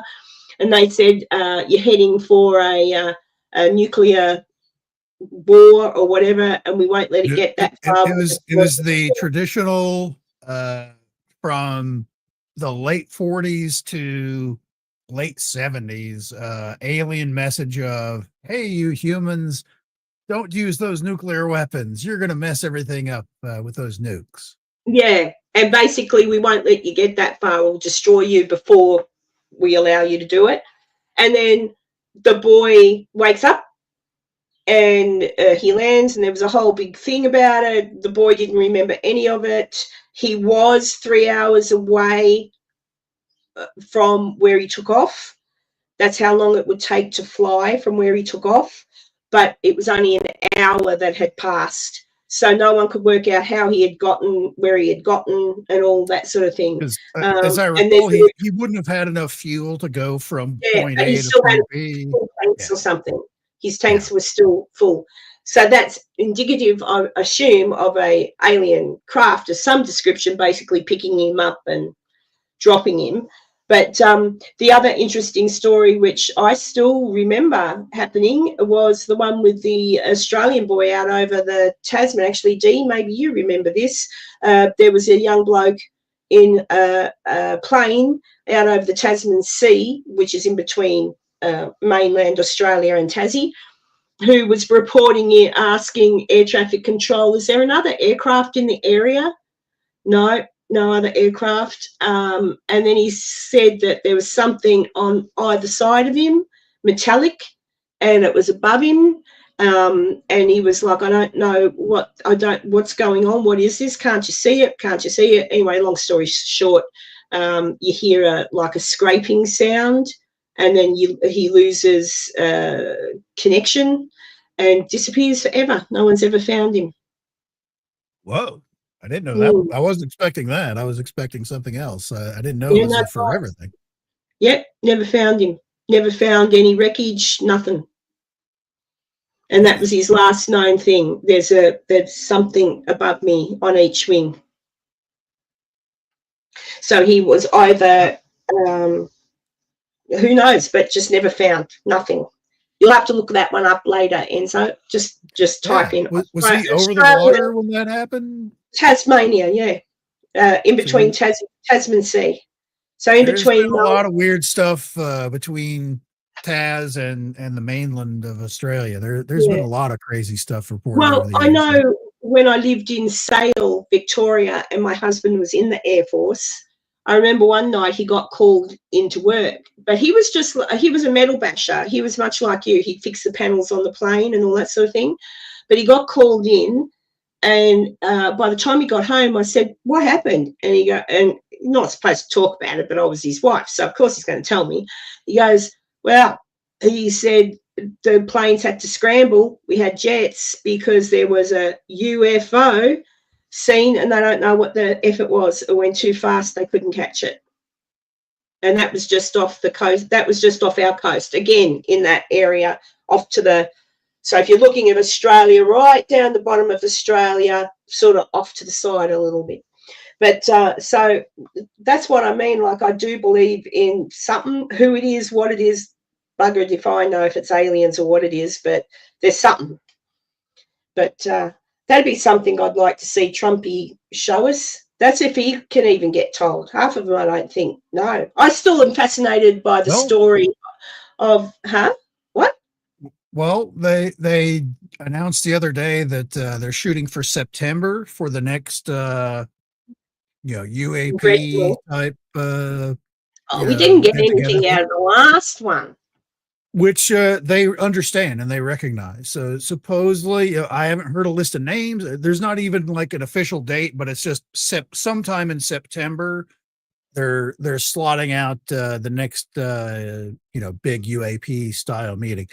There's been a lot of buzz around that as far as, this administration and, more so than what we had, last year or even, years before that under the Biden administration.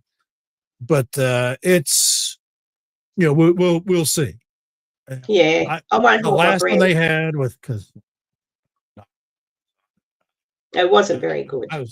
I was not impressed with anything he didn't say, because that's his thing is, well, I can tell you, but that's against my NDA. Yeah.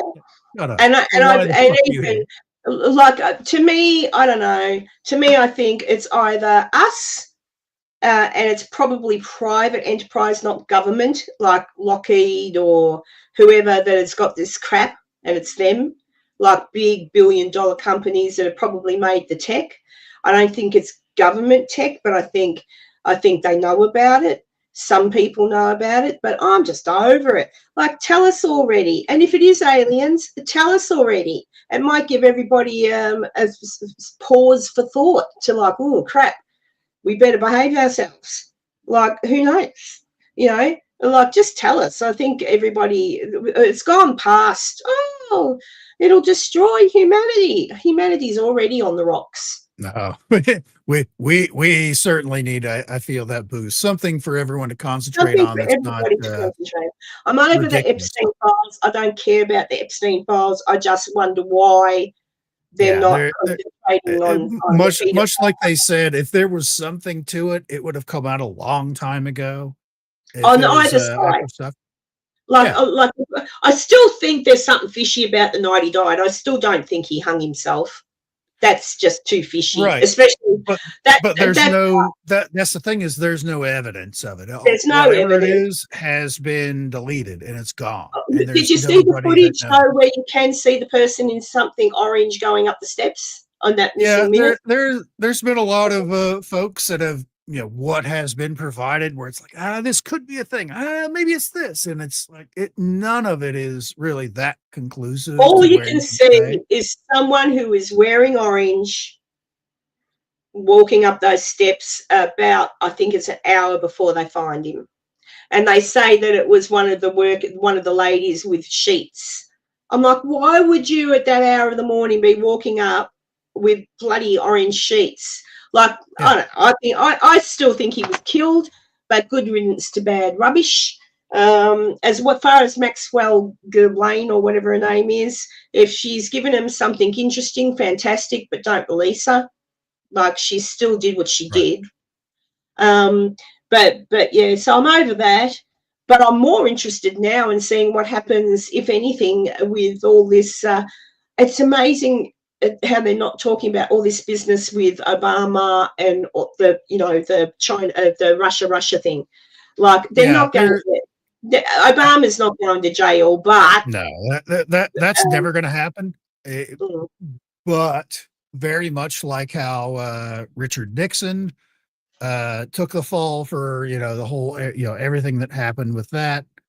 I feel it's going to be a stain on his entire run, where this guy lied and made people make up a lie Mm. about this whole Russia thing, and actually, bugged his phone Manson and stuff. actually I'm had really people weird. ingested into the Trump administration during that time frame to try and kind of spy on all of this shit that's way worse than any of the Watergate stuff that Nixon was Oh, accused way of. worse.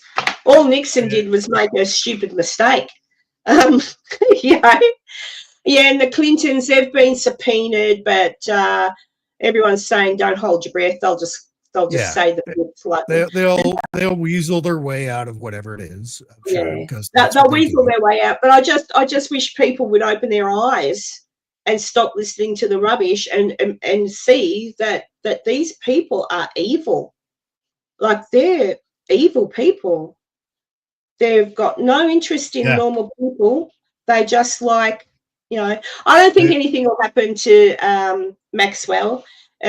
She'll just stay in her nice private little prison.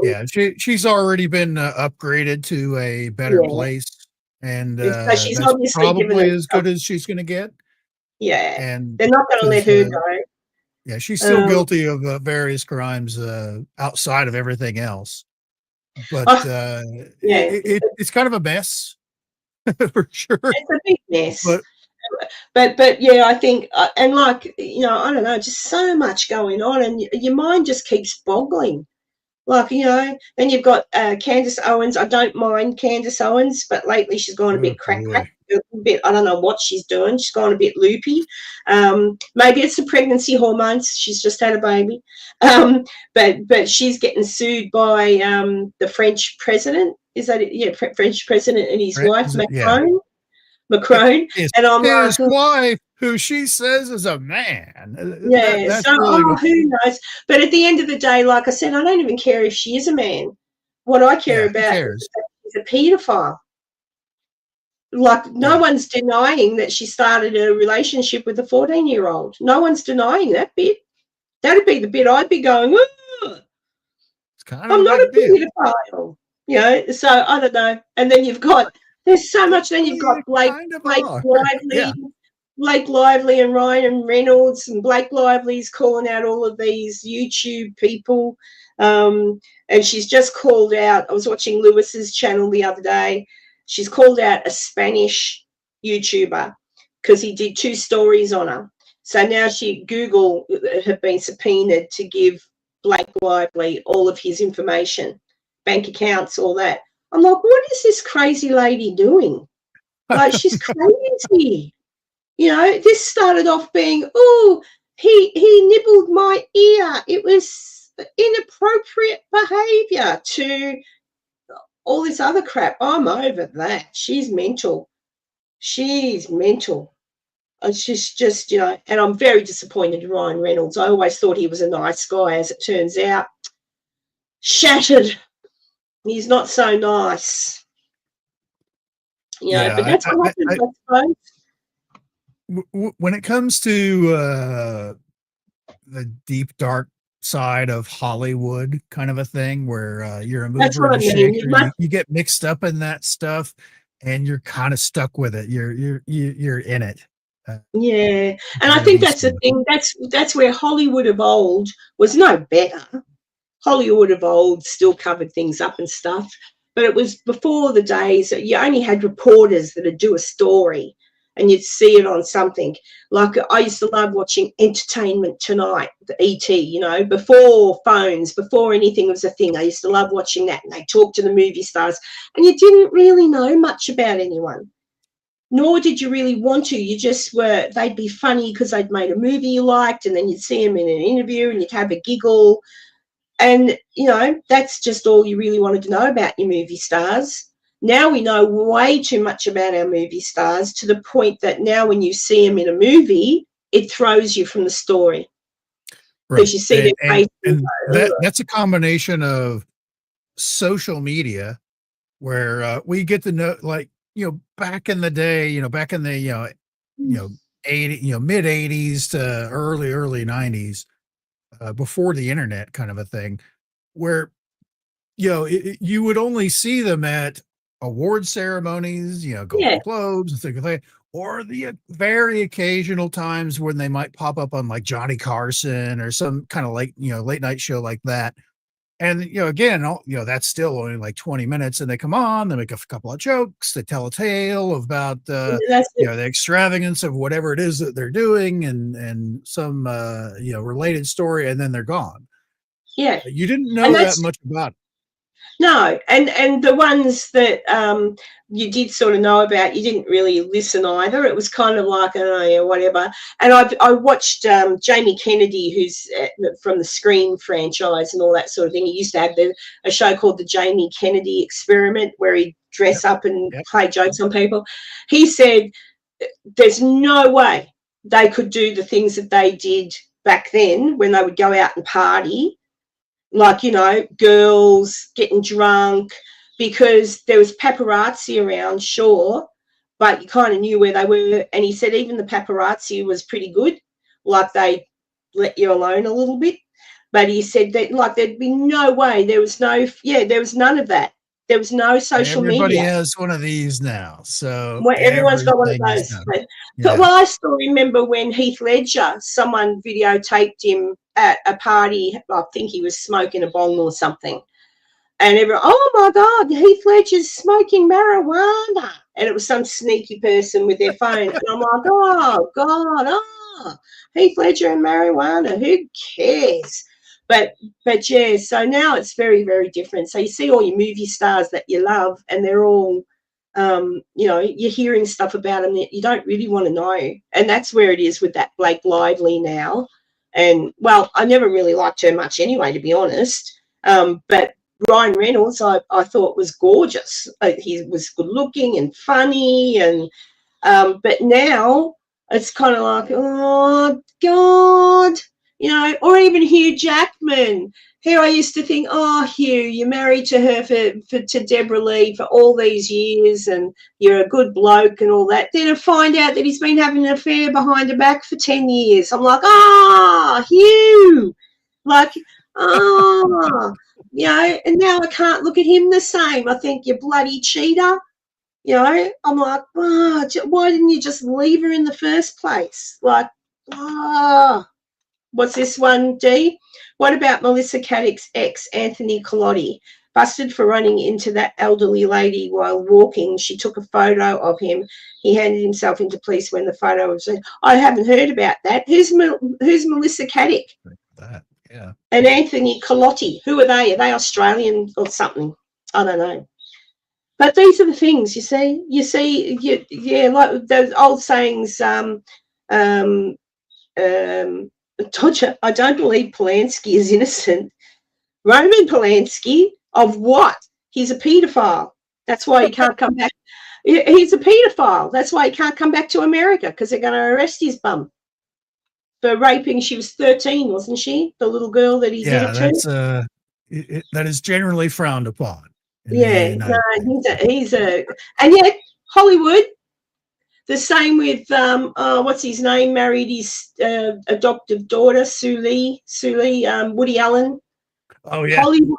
Hollywood is a weird thing. Just a weird. It is. Weird It's place. super weird. Yeah. Oh no, he had nothing to do with Sharon's death. That's for sure. I don't think that's ever been. I think in the beginning they didn't know who did it, but no, Polanski certainly had nothing to do with the death of his wife and son. But yeah, he's not a good person though. He's a freak. But that's what I mean. Hollywood celebrates these people. Oh yeah.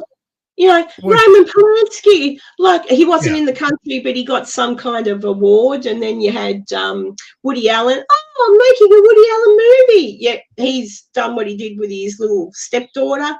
Then, even like I said the other day, even in past things that have gone past, what's his name that beat up the singer Rihanna? A singer. Oops, Oh, sorry. I can't think of his name. He beat up Rihanna. He's a singer. It was her Oh, boyfriend. I just can't think of her name. But anyway, but even him, people don't care about that. Like it's almost Chris Brown. Thank you, Dodge. Yeah, Chris Brown yeah. beating her up, and he's still performing and doing crap. I'm like, people in Hollywood, you can be a murderer and they forgive you. Like, Oh, oh, yeah. oh, it's It's this incestuous circle there of it's protecting their horrible. own. Uh, Yeah, and in that's what I in mean. Back in Hollywood. the days of the old Hollywood stars, now I know the truth about Hollywood back in the day and how it was Oh, run and all yeah, that it's sort weird. of thing. It's disappointing, but no one knew that back then. So all of your stars, Doris Day, Judy Garland, you know, Clark Gable, all these things that you're on a pedestal, you know, and they were your royalty. America's royalty was Hollywood, and now it's just this disastrous cesspool of not very nice. I dare say almost evil people. That to the Yeah. point where I don't even want to watch their To, crap. to roll back to like the 1950s, Charlie McCarthy was not wrong about Hollywood.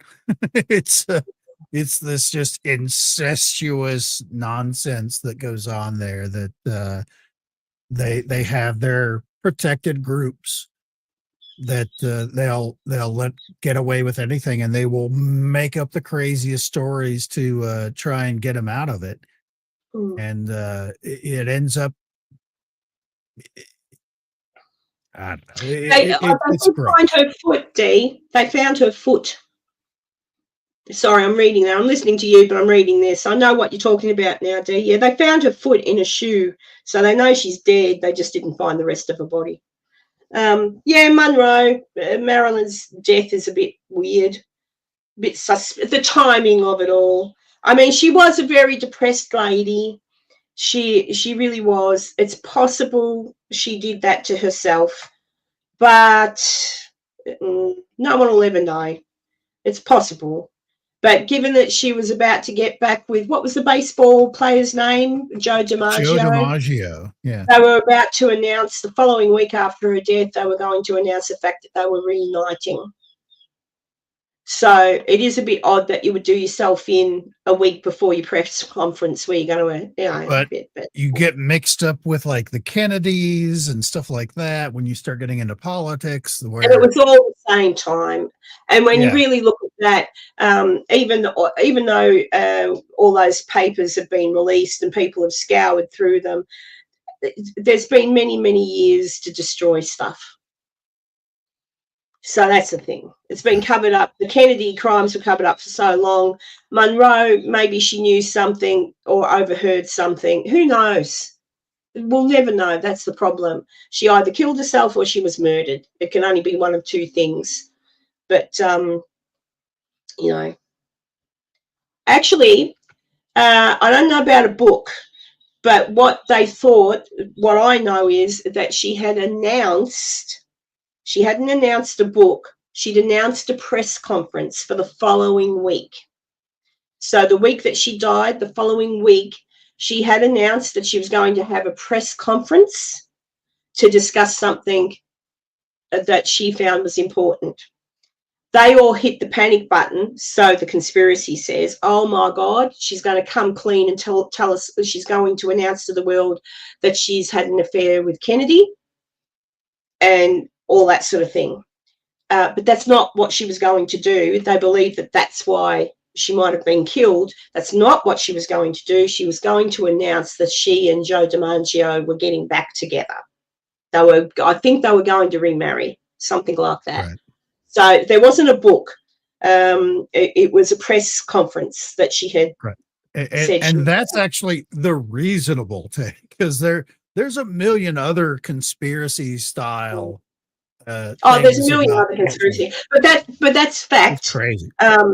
Yeah, that is fact that she was going to have a press conference that had been booked. So that's factual, not conspiracy. Conspiracy. The conspiracy is around the fact that she died a week before that, and the conspiracy is that they thought she was going to announce her affair with JFK. Right. But yeah, and JFK, well, that was political for sure. That had nothing to do with her, but that was political for sure. That's come out in all this paper stuff because he was, what was it he was against? He wanted us to pull out of, or did he want us to pull out of Vietnam? Or yes, he wanted us to pull out of Vietnam and to work more directly with the Soviet Union as far as space research and things like that. He wanted and where we would corroborate LBJ and work wasn't keen together on all of for that, space apparently. exploration. Yeah. So, and there was something else politically he was going to do that LBJ and the rest of them weren't happy with, and that's why he's no longer here. No one denies that. No one denies what he was doing politically. That would have been upsetting his mates. But yeah, so it's just that it's all sort of linked. Do you know what I want? Do you know what I mean? Well, yeah, he did. He wanted to share for the space race. He wanted to work with them. He didn't want to work against them because they'd already gotten people into space and everything. But you know, so it's all the Soviets at that stage had reached a certain point and kind of plateaued, and they felt like the American side, if we work together, we could actually excel and we could have moon base, coordinated, multinational moon bases and so forth and so on, and satellite, international type space station kind of an idea. Look, With I the don't. Russians and all of that stuff, Kennedy was a very popular president for the day, and good-looking man. The people loved him, but at the end of the day, so far as his politics was concerned, a lot of people didn't agree with it, especially the people that were with him, especially his vice president. Like, it's all very, very interesting, and even with the release of all that paperwork, there's things that point to what happened, but there's still no solid proof. But the fact of the matter is he was murdered, and it wasn't what they've already proven. It was not just one person. In fact, they don't even think what's his face got a shot, like he might have got a shot off, but it wasn't his bullets. So definitely it was a concerted effort by a few different people. But yeah, well, I don't think they had the CIA all the way back then, though. No, I don't think so. No, the CIA was relatively new, but Lincoln, that was the actor, and that was because of, oh God, I did the research on that. Now I'm trying to remember why. It was again the same sort of thing. Yes, that's the same sort of thing. The government, the Lincoln's people, Lincoln's party, but it wasn't. It was this bunch of renegades, so to speak, that murdered him. They all got together and conspired to kill him. But we didn't have the CIA. Like I'm an American. The CIA didn't exist all the way back then. Yeah, I could live in America, but I love Australia. But I could live in America because I love America, and so who knows? Maybe before I die, I'll get there for at least a year before I cark it. Then you can, burn me up in a little cardboard box and send my ashes back home. Sprinkle a little bit of me in Virginia City, and then send the rest all back home. But yeah, I just find American history fascinating. I love American history. You're way above a lot of Americans, to be fair. Americans dislike history, even of their own country, and it's so sad. Like you've got someone like George Washington who when he was working for the English before the whole thing, he was shot one day. I can't remember what he was doing. He was riding somewhere. He was going somewhere. There was a battle of some description. He got shot like 5 times, but it kind of like they all missed him. They didn't. I can't remember why, and I'm like, this dude was a hero, George Washington. Like, that was a day when men rode in and men fought for their women and men fought for their families. And, it was truly an era and even now, like I don't know much about law, obviously, but everyone I've heard talk about the oh God, I've gone blank. Your thing of independence. Quick, I've got Declaration of Independence. Declaration of Independence, have said that even now, it still stands up, apart from the wording, because things have changed. Of course. The way we live has changed, but the whole wording thing, you can't find fault in it. Like, it's still all very, very relevant. So when they wrote that, they really counted in. The only thing they probably didn't count in is what's happening now with the immigration thing and all that sort of stuff. Right. Because that wouldn't have been an that's issue extreme. back then. Yeah. Because that wasn't a thing back then. The only way you could travel back then was on a boat. So it would take you a long time. And that's why they said, send us your poor, send us your whatever. Tired, you're poor, you're weak. Yeah. Because it was still a growing country. But sometimes your country's grown enough and there's no room. But America's a big country. I think there's room, but you've got to be able to contribute. Is, but America as a union should still have the final say of yay or nay for somebody coming in. Like, that's what I mean. That's why illegal stuff is, we're not getting that option. They're bypassing it. They're just showing up, kind of a thing. Versus, because we would we as a country of the United States, we would certainly, we would welcome, scientists and doctors and things like that. Doctors, nurses. Yeah. Versus somebody that just shows up. It's like, well, I can, I can't do anything. Vegetables or something, I guess. Well, that's what's happening here, though. We've got people coming to our country. I don't begrudge somebody saying, please, please, I can't live in my country anymore. Of course I don't. But at the end of the day, it used to be, to immigrate to our country, and I believe yours, to immigrate here, you had to come with a little bit of money, and they still do this. Right? So to immigrate here, you still have to come with enough money and some kind of job. Like, you've got to be able to contribute to society and not come here and expect us to give you money. But then on the other hand, you have the ones that are saying, help, help, I've got to flee my country. And they really don't have to flee their country. They just want to come here, and they're coming here, and some of them do, like, from Afghanistan and stuff like that. But that's where the issue comes, when you've got people coming into the country that do not have a skill, are uneducated, don't assimilate, and then because they're here, because they've come in on, refugee status, we pay, the taxpayers' money goes towards, keeping them. And like I say, I don't begrudge that to a point, because I think, but at the end of the day, you've got to assimilate, and you've got to want to learn and do something. Like, how can I pay you back? How can I say thank you for you taking me? And I think a great man called Arnold Schwarzenegger said something very similar when he was on that horrible show called The View. Because they tried to get him to have a go, like say something about what Trumpy was doing, and he just said, I'm an immigrant. When I came here, I was so grateful because America gave me everything it could to make me what I am today. And he said, so when you come to a country and they help you, you have to pay them back. You have to be a good citizen. And he's right.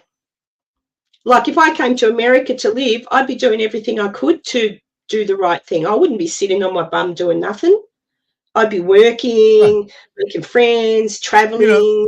Even if you were like a small business owner and you wanted to hire people, you're not going to take somebody that it's like, sure, I guess I could do that. I don't have any qualifications. I don't have any evidence of anything I want to do or any of these other things. But I can be a computer operator guy person. Yeah, like, hey, can you just teach me something? Teach me a skill or whatever. Yeah, Dodge. That's it. And well, Dodge would know what's happening in England at the moment. That's why the minute they land, you should say. We had a prime minister here called John Howard, And he copped a lot of flack at one point because when boat people were landing on our shores, they were being sent right back out onto the ocean. No tolerance. Yep, no, off you go. I love that idea. And the ones who, and then they were sinking their boats, right? So then they were picked up by the Navy, but taken to a place called Christmas Island, and being processed or whatever, and sent back to where they came from. And then when word got out that that's what was happening, the boat people stopped coming for the longest time because they realised, much like people are realising now in America, oh shit, we're not going to get away with it, you know. But yeah. Well, they do. I was talking about that earlier. Yeah, they do. And that's the thing. That's what creates the problems. I don't begrudge anyone getting some help. I don't. But you've got to look after your own first. You've got to put your own first and then work out how to help them. And if you can't help them, well, first you've got to get to the point of, are they really here for the reasons they say? And if they're not, they need to go home. They need to go back to where they came from. But that's the problem. Most of them go, oh, if I go back, I'll be killed. Yet when they stay here, it's death to the whatever and death to this and death to that. And it's like, oh, dude, we're not like that here. That's not Australia, mate, except it's turning into that.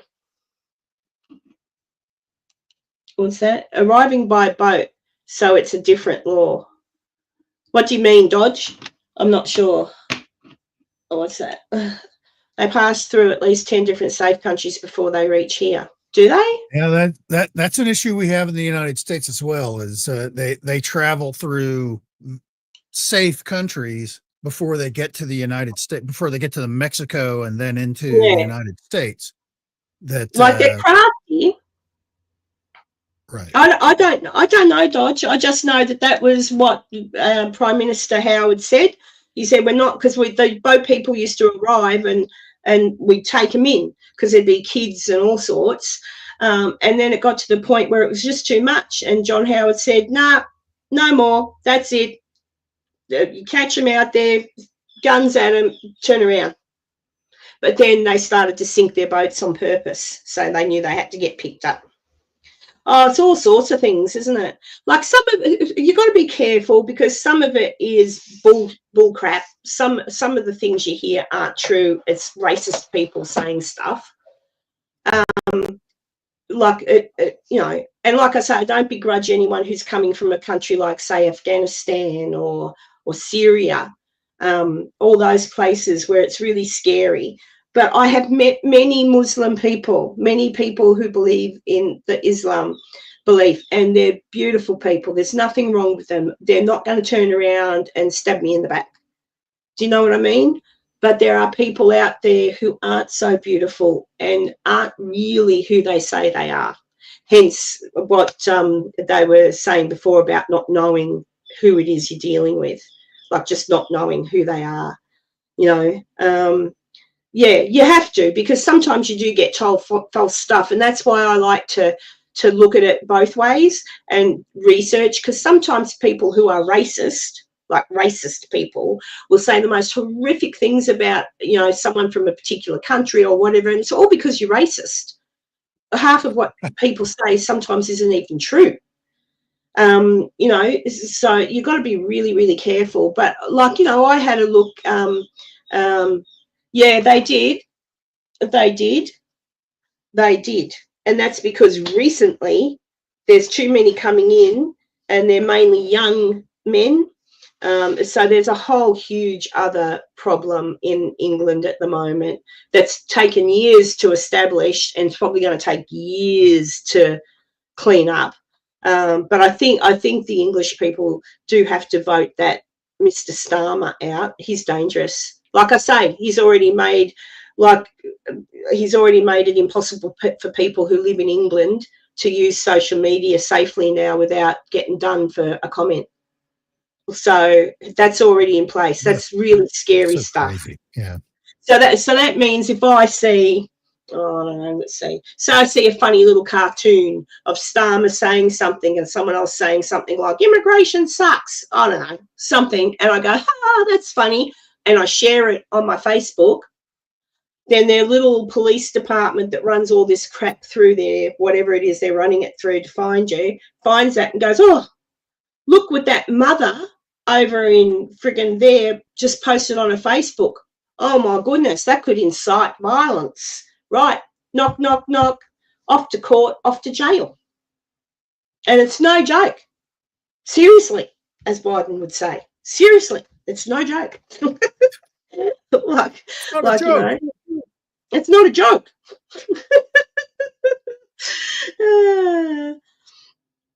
Yeah, look, I hope they do deport a lot of the ones and whatever, but I just want everyone to be safe. I want people who are really in England and our country and America that are scared to go back to their country to be okay and be allowed to stay. But, for the ones that aren't, for the ones that do all these marches and shout, yay, Hamas, like, woohoo, like, oh, no, you don't want terrorist lovers. Like, no, got to get rid of them. Can't have them. That's what I say anyway. Just nice people. Bring back Happy Days. We need more Richies and Fonzies, and we need more, what's her name, Sydney something or other, that did the jeans ad the other day. Like, and that boy that did the donut ad, what was that, Dunkin' Donuts or something? We need more of that. Dunkin' Donuts. We need more good old, tongue-in-cheek comedy, bring back all that. I so want to go and see Naked Gun when it comes out, because I'm told it's just good old, stupid, cheeky, rude comedy. Have you seen it yet, Enzo? I haven't. Oh. Only, I think just come out last weekend. For us, I think it comes out next weekend for us, I think. So I don't know, but just bring back the 80s. That'll do. Parts of the 80s. Maybe just not the big hair. Bring back the 70s in regards to flares. I used to like the good old flares. Did the girls? Yeah, flares, like flared jeans, the big puffy jeans at the bottom. And here in Australia, girls used to wear hot pants. I don't know if they wore them in America. They were basically shorty shorts, but like, like overalls, coveralls. They were like coveralls, okay, but they were tight, but they were shorts. So you call them hot pants. Yes, Dodge, I agree with you there in regard to extremists or ex-ISIS. That's the thing. You just don't know who you're letting in. But we'll see. Hopefully sanity will be restored to good old, jolly old England, because, again, jolly old England has the most glorious history. Beautiful, rich history, same as America. Like, both countries have got so much to be proud of with their history and the people that fought to give them what they've got now. And it's just a shame that it's all being crumbled down by, well, thankfully you got Trump. I know people don't like him, but thank God you got him. In 6 months, look at what he's done. Forget all the Epstein crap, but I'm talking about, the food coming down. The other day he said, I don't know what it's like for you. I know in California it's still expensive, but I think he said it's gone down to like $1.90 or something a gallon. I think a gallon was gas prices have really dropped. It's well below $3 a gallon around where I live. Because when I was there, it was expensive, and I'm like, Drews, so a lot of good things are happening, and in another 6 months, most people will start reaping in. Like, already they've passed it, so that's good now. No tax on tips. No tax on Social Security, which is great, because that means more money in the average Joe's pocket. And he's still tossing around the idea of a check for people, I believe. Like a bonus check. He's still throwing that idea around. I would. I prefer him to I just don't think do it. that's ever. Yeah, I would rather see that go go towards, back into it. paying off the debt, versus giving me, $600 or whatever it is. I would rather that go off towards paying the debt. But Actually, King Charles said something the other day. I thought, bloody hell, Charlie, have you got dementia? Yeah, I don't know about that. That can be your conspiracy, but I certainly think Charlie needs to pull his head in a little bit. But I'm hoping William gets in sooner than later, because William's got a brain in his head. William's a smart boy. We'll see what happens. But yeah, I wish in some regards that the monarchy still did rule the roost, so to speak, because maybe the country wouldn't be in the mess it's in. But then again, the other day, Charlie said, oh, he was loving big time the Islamists. And I'm like, dude, what drugs are you on? So I don't know what's going on. Again, nothing wrong with being in Islam and all that sort of stuff, so long as you're a good person and don't wish anything. William is a lot like his mum, but his mum was a bit of she was nice and everything, but maybe she was just too outspoken for her day, because you were supposed to shut up back then and not say what you thought. Oh, yes. I don't know about that, Dee, but I did see the one in Sydney. Yes. I don't know. The world, that's what I mean. I'm like, what the hell? What's going on? They can't be proper Aussies, I can tell you now. They're not proper Aussies. I bet you if you rip what off I their don't mask. understand is, from what I always have understood about Australians, why is somebody out there not just Pounding them. Yeah. I think it's because most normal Australians are working all day and we're knackered, and we come home and we just, put on Netflix or something and don't realise all this crap's going on. And then the ones that are doing all this crap are the ones that want trouble and don't work all day and are probably on the dole or on benefits and got nothing better to do with their time than to start trouble. If I were the police in Melbourne and I saw that, I would have got a couple of fire trucks and a couple of fire hoses, and the bastards would have all been mowed down with the high-powered. That, I'm telling you, just drive down and deal with them. Like Bennington, just deal with them. People are too soft nowadays. Just deal with them. Fire truck, fire hose, hot water. Water. Yeah, or better still, great big tins of pepper spray. Dye. Oh, pepper spray and dye. So it gets on their skin, soaks through their skin, and when they go to work the next day or they go whatever, they're all coated in like purple dye, like the stuff they used to put on money when bank robbers would rob a bank. Oh, over 100. That's not too many then. That would be maybe only 2 fire trucks needed, and spray them with dye. And then everyone would know, the crazy people who said they were Nazis will come to work tomorrow either bright pink or bright purple. That's when they'd get the poo pummeled out of them. Oh, you're giving me my boy back. This is what you're fighting for right here. Yeah, that's what I showed last week. This is what we're fighting for, ladies. This is what we need. More of this. I want to go to Dunkin' Donuts. I want an orange drink, whatever that is he's having. I'll have one of those. Look at that.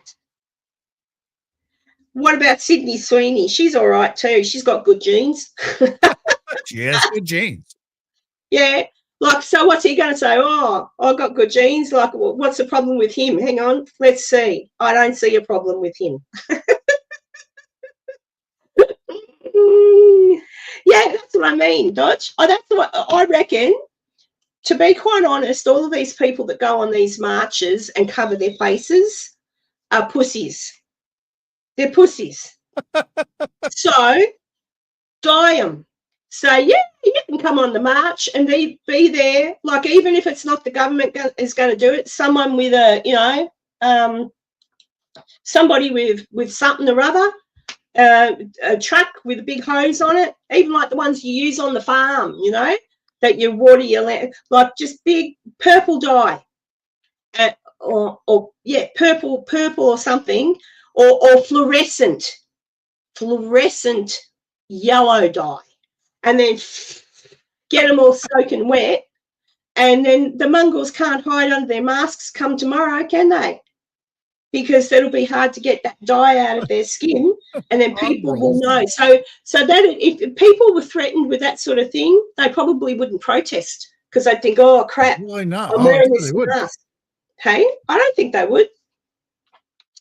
The cops didn't know what to do. No symbols, flags, couldn't touch them. Gutless. Oh, see, that's what I mean. They are gutless. You should just round up a heap of normal Aussie blokes and get them all to get some big, call it the dye wagon or something. And whenever these things take place, go for a big drive, but it has to be a semi-trailer or something because people have to also be under threat of being run over.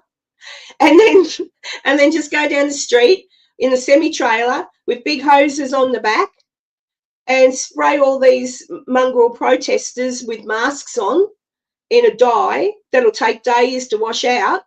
And then when they show up for work the next day, and they'll probably half of them don't even have jobs because they're losers. No, but no, they don't have jobs because the average hard-working Australian, be they Aussie-born, be they come from India, England, wherever they bloody come from, they're out there working hard. They go home tired. They don't have time for all this nonsense. The ones that have got time for it are the ones on a pension because they're, I don't know what, or they're on the dole because they don't work. They're probably all that. They've got nothing better to do. That's what I reckon. But there you go. Oh, Julianne. Yeah, at this point in time, I'm over men, but it's still nice to look. The Dunkin' Donut boy is quite nice. Find the Sydney Sweeney ad. Enzo, find the Sydney Sweeney ad. I've gone over today, but that's all right. I'm enjoying this chin wag. Yeah, if you're going to be protesting for something. Which one? She's done a few now.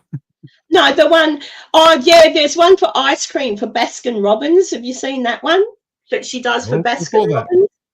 Yeah. They're banning face masks in the UK, especially at protests. Yeah, like unless it's snowing and your nose is going to freeze off, there's no reason to wear a face mask. And if you're protesting, you should be proud of the reason that you're protesting. You shouldn't be hiding your face. That's my opinion. Have you found it, Enzo? Stand by. Okay. We've got to take the sound off, but I think. Although it's amazing if I get hit with a copyright for an advertisement, because isn't that technically making them more money? Oh, there we go. Yeah, this one. So what's her name? Sydney Sweeney? Sydney Sweeney. She made the jeans ad that everyone says she's a Nazi. And then she made also has a Baskin Robbins commercial.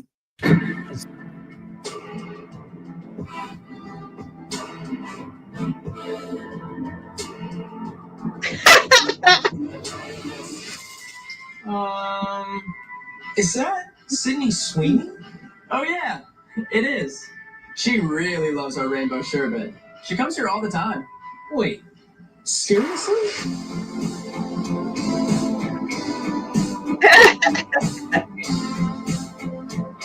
Hey, Sydney. Your signature scoop is ready. Thank you.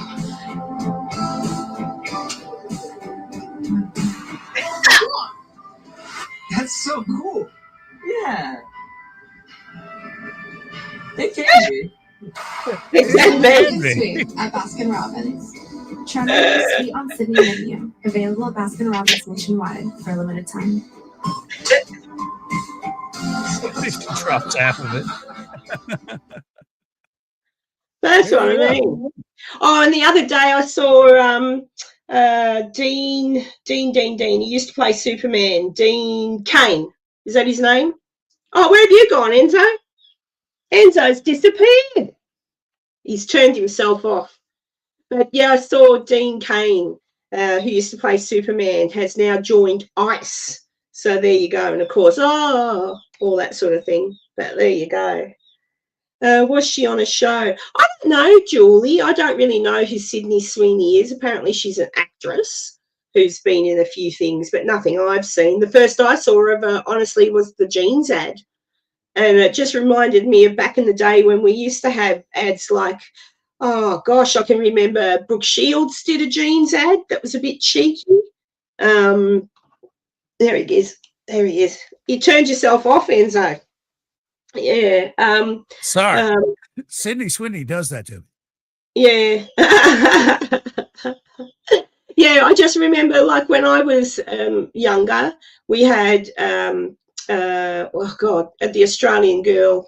Oh, how can I go blank with our model? She lives in America now. Australian model from the 80s. Elle Macpherson. Oh, there we go. Yeah, like Elle Macpherson would do, she did the ad for, I think it was Tab. It wasn't Coca-Cola. I think it was Tab. And she did ads for all sorts of things, all in her bikini and all that sort of thing. And you had Brooke Shields for the advertisement for jeans. You had, the other supermodel that had like a little mole on her chin. Shit, what was her name? But anyway, like it was just how the norm. All the ads were sexy girls or sexy men, and you know, ads were tongue in cheek. Does anyone, Dee, do you remember the ad? Again, I don't think Dee's old enough. When I was younger, there was two items. There was Nobby's Nuts, which is a brand of nuts, right? So you can buy cashews, walnuts, all that. And the brand is called Nobby's Nuts. So the advertisement would be you'd be at a party and someone would say something and they'd go, oh, he's nibbling Nobby's nuts. Right? That was the ad.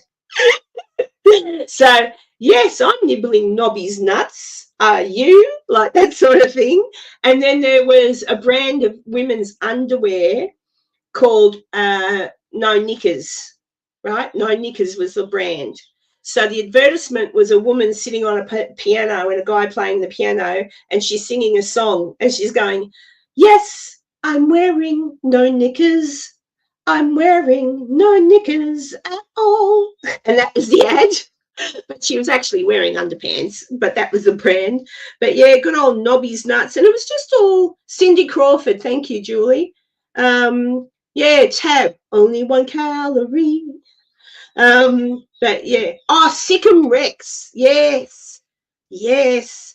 Type in, since Enzo's my guy and I'm too lazy to pick up my keyboard, type in Sikkim Rex commercial. Sikkim Rex? Yeah, Sikkim Rex commercial.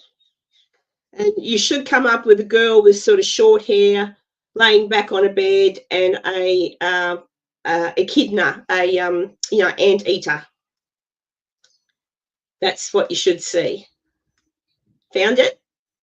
I think so. Yeah, I think so. Hit the play button. It's a very old ad. Sikkim Rex. You can play the sound on this one. Hang on. Here we go. Yeah, this is it. You can have the sound on. It's no good without the sound. Do I not have the sound? No, no. I got to redo it. Oh. Stop sharing. Oh, yeah, there's that button.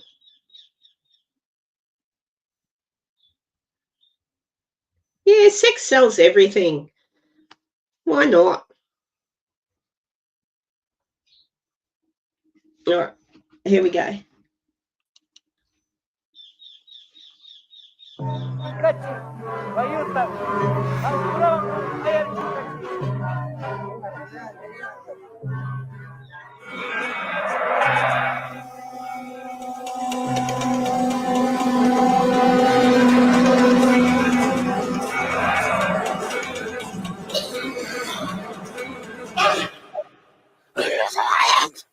Sikkim Rex.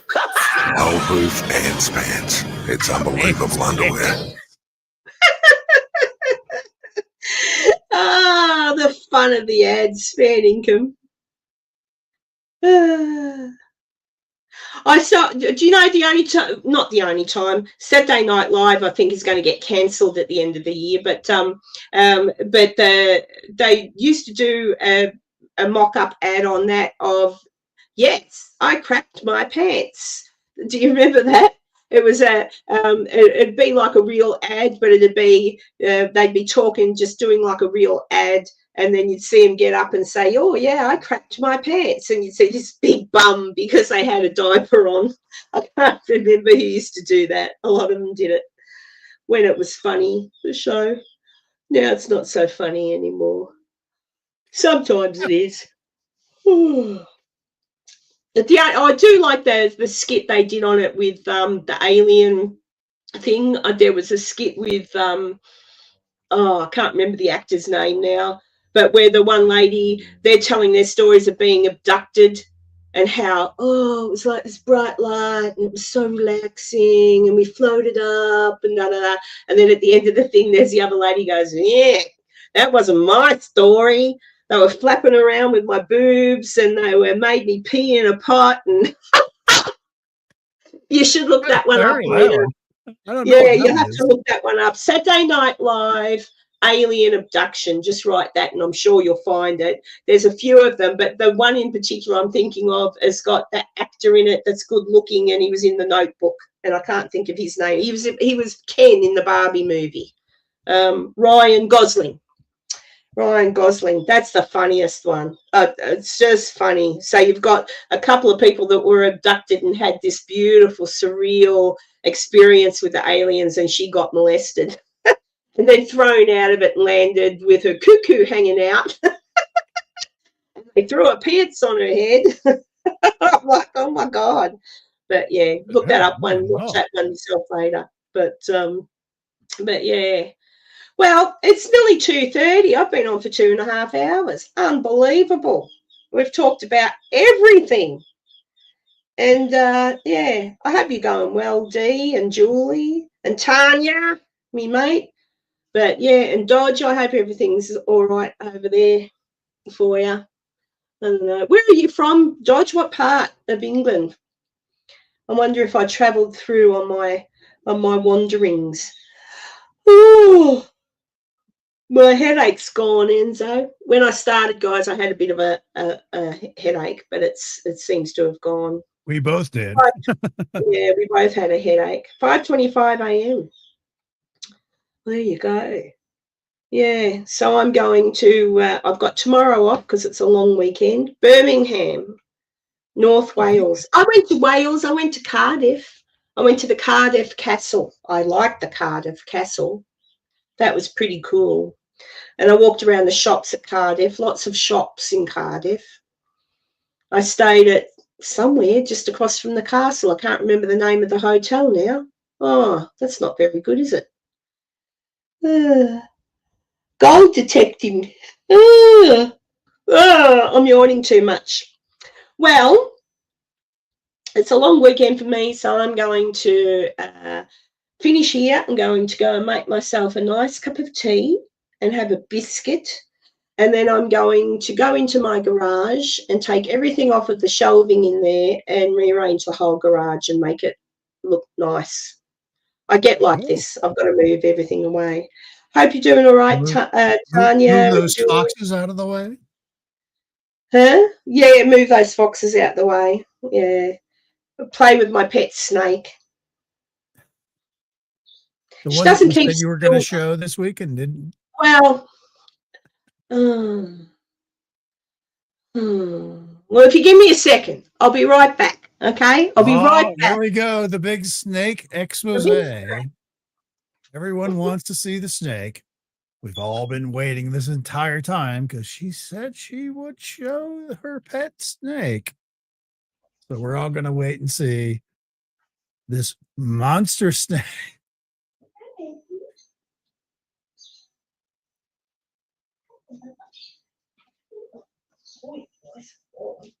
You're nice and warm. Oh, here she comes. Here I come. There she is. And hey, look at there. There you go. That's my little snake. Hang on, I'll get her close up. Whoop! She'd probably be scared of the... Oh, hang on. I'll take the, what you call it, off. Give me a second.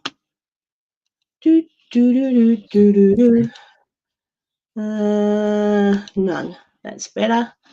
And then back, because that thing interferes. Oh, look, my dollies. So see, hang on, where are we? There she is. That. Now, how old is this snake? She's on the thing.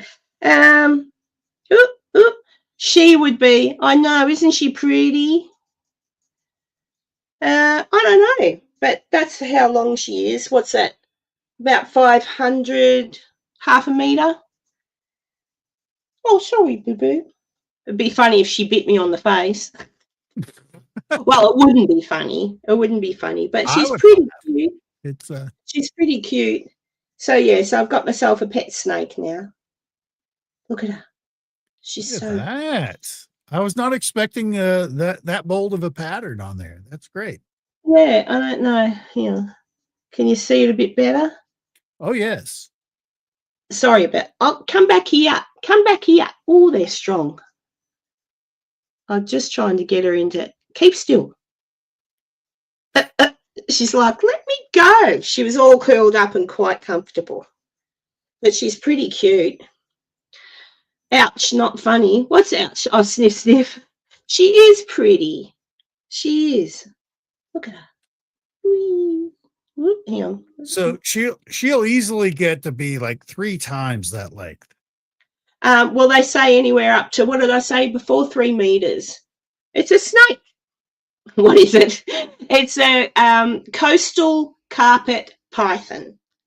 So she's just a python. She's still small. She's still tiny. Yeah. Sorry. But yeah, I think she's gorgeous. I saw her and I just fell in love. I don't know why. I've always wanted a pet snake, but I sort of thought, oh, don't be ridiculous. But she's pretty cute. She is pretty. Yeah, she's a pretty girl. And as they get bigger and their faces get a little bit bigger, they get more, because she's just little right now. She's got a little head. But I tell you what, she's funny. I'll film next time I feed her, next week when I feed her, I'll film her. She's so fast. Like you. Oh, boy. Super fast. So you don't feed, like I don't feed her inside her house where she lives. I feed her in another thing so that, because otherwise what happens is when it comes time, if you feed them in the enclosure that they live in, when it comes time to feeding time and you put something in there, they don't necessarily tell the difference between you and what you're giving them to eat. So they can bite you or get you. Yeah. Yeah. So you keep their feeding area separate. But yeah. Hey, what's your pretty girl? What's your pretty girl? So see, I talk to dogs the same way I speak to, I don't know. Are snakes deaf, Enzo? I think they are. Oh no, they can hear. Yeah. Can they? Oh, can you hear? But she's so cute. She's so cute. But yeah, I just think she's Very active. Yeah. Well, she was nice and warm. She was all curled up on her little mat. But she's pretty cool. Look at her tongue. Wow. If she lays next to you when she's older, it's not. Yes, I know that. I know how. Yeah, we talked about that last week. Yeah. Yeah, I know that. But she's not now. She's just tangling herself up. She knows she can't eat me. But maybe once she's 4 meters in length, she certainly could. That's big, 4 meters. Yeah.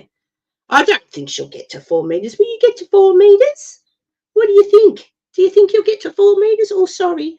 There you go. There you go. There you go. There you go. There you go. Yeah, so I don't know. She might get to 4 meters, but I'll just make her, when it gets to a time where she's really big, then I'll get someone who knows what they're doing to build her a nice glass enclosure that with a tree in it and different things. And so I can still get her out and give her a cuddle, but she's got somewhere exciting to adventure. What do you think, miss? Sound like an idea? But yeah, at some point she'll get big enough. I'll have to give her a chicken for dinner instead of, Oh, look, how's that? So cool. But yeah, you're not scared of snakes, are you, Enzo? Oh no, not at all.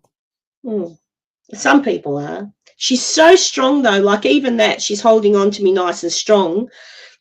So I can imagine why a bigger snake could quite easily strangle you. Do you know what I mean? Like she's just a muscle. She's just a muscle. But anyway, I know we did talk about the Manson. I don't know. Did you hear? We talked about that for about the first hour, didn't we, Enzo? But then we got waylaid. So if you did miss the start, you can go back to the start. But there you go. But there she goes. Look at that. Yeah, I know. She's a cutie. She is cute. Dee hangs out with Heather from that's who didn't pop in today, but she was live last night, but I was too tired. I went to sleep early. Come hither with Heather. My friend, but there you go. The odd sea snake comes to our coastline. Oh, there you go. I've seen you around, Dee, can't remember what channel. I'd say it'd be Heather. What do you think? But anyway, guys, I'm going to go because I've been on long enough and it's been nice hanging out with you, Enzo. And I'm going to go and put my snake back in her little house. And I hope to see you again, Dodge the Badger. Who knows what we'll talk about next week? Who knows what's going to happen this week?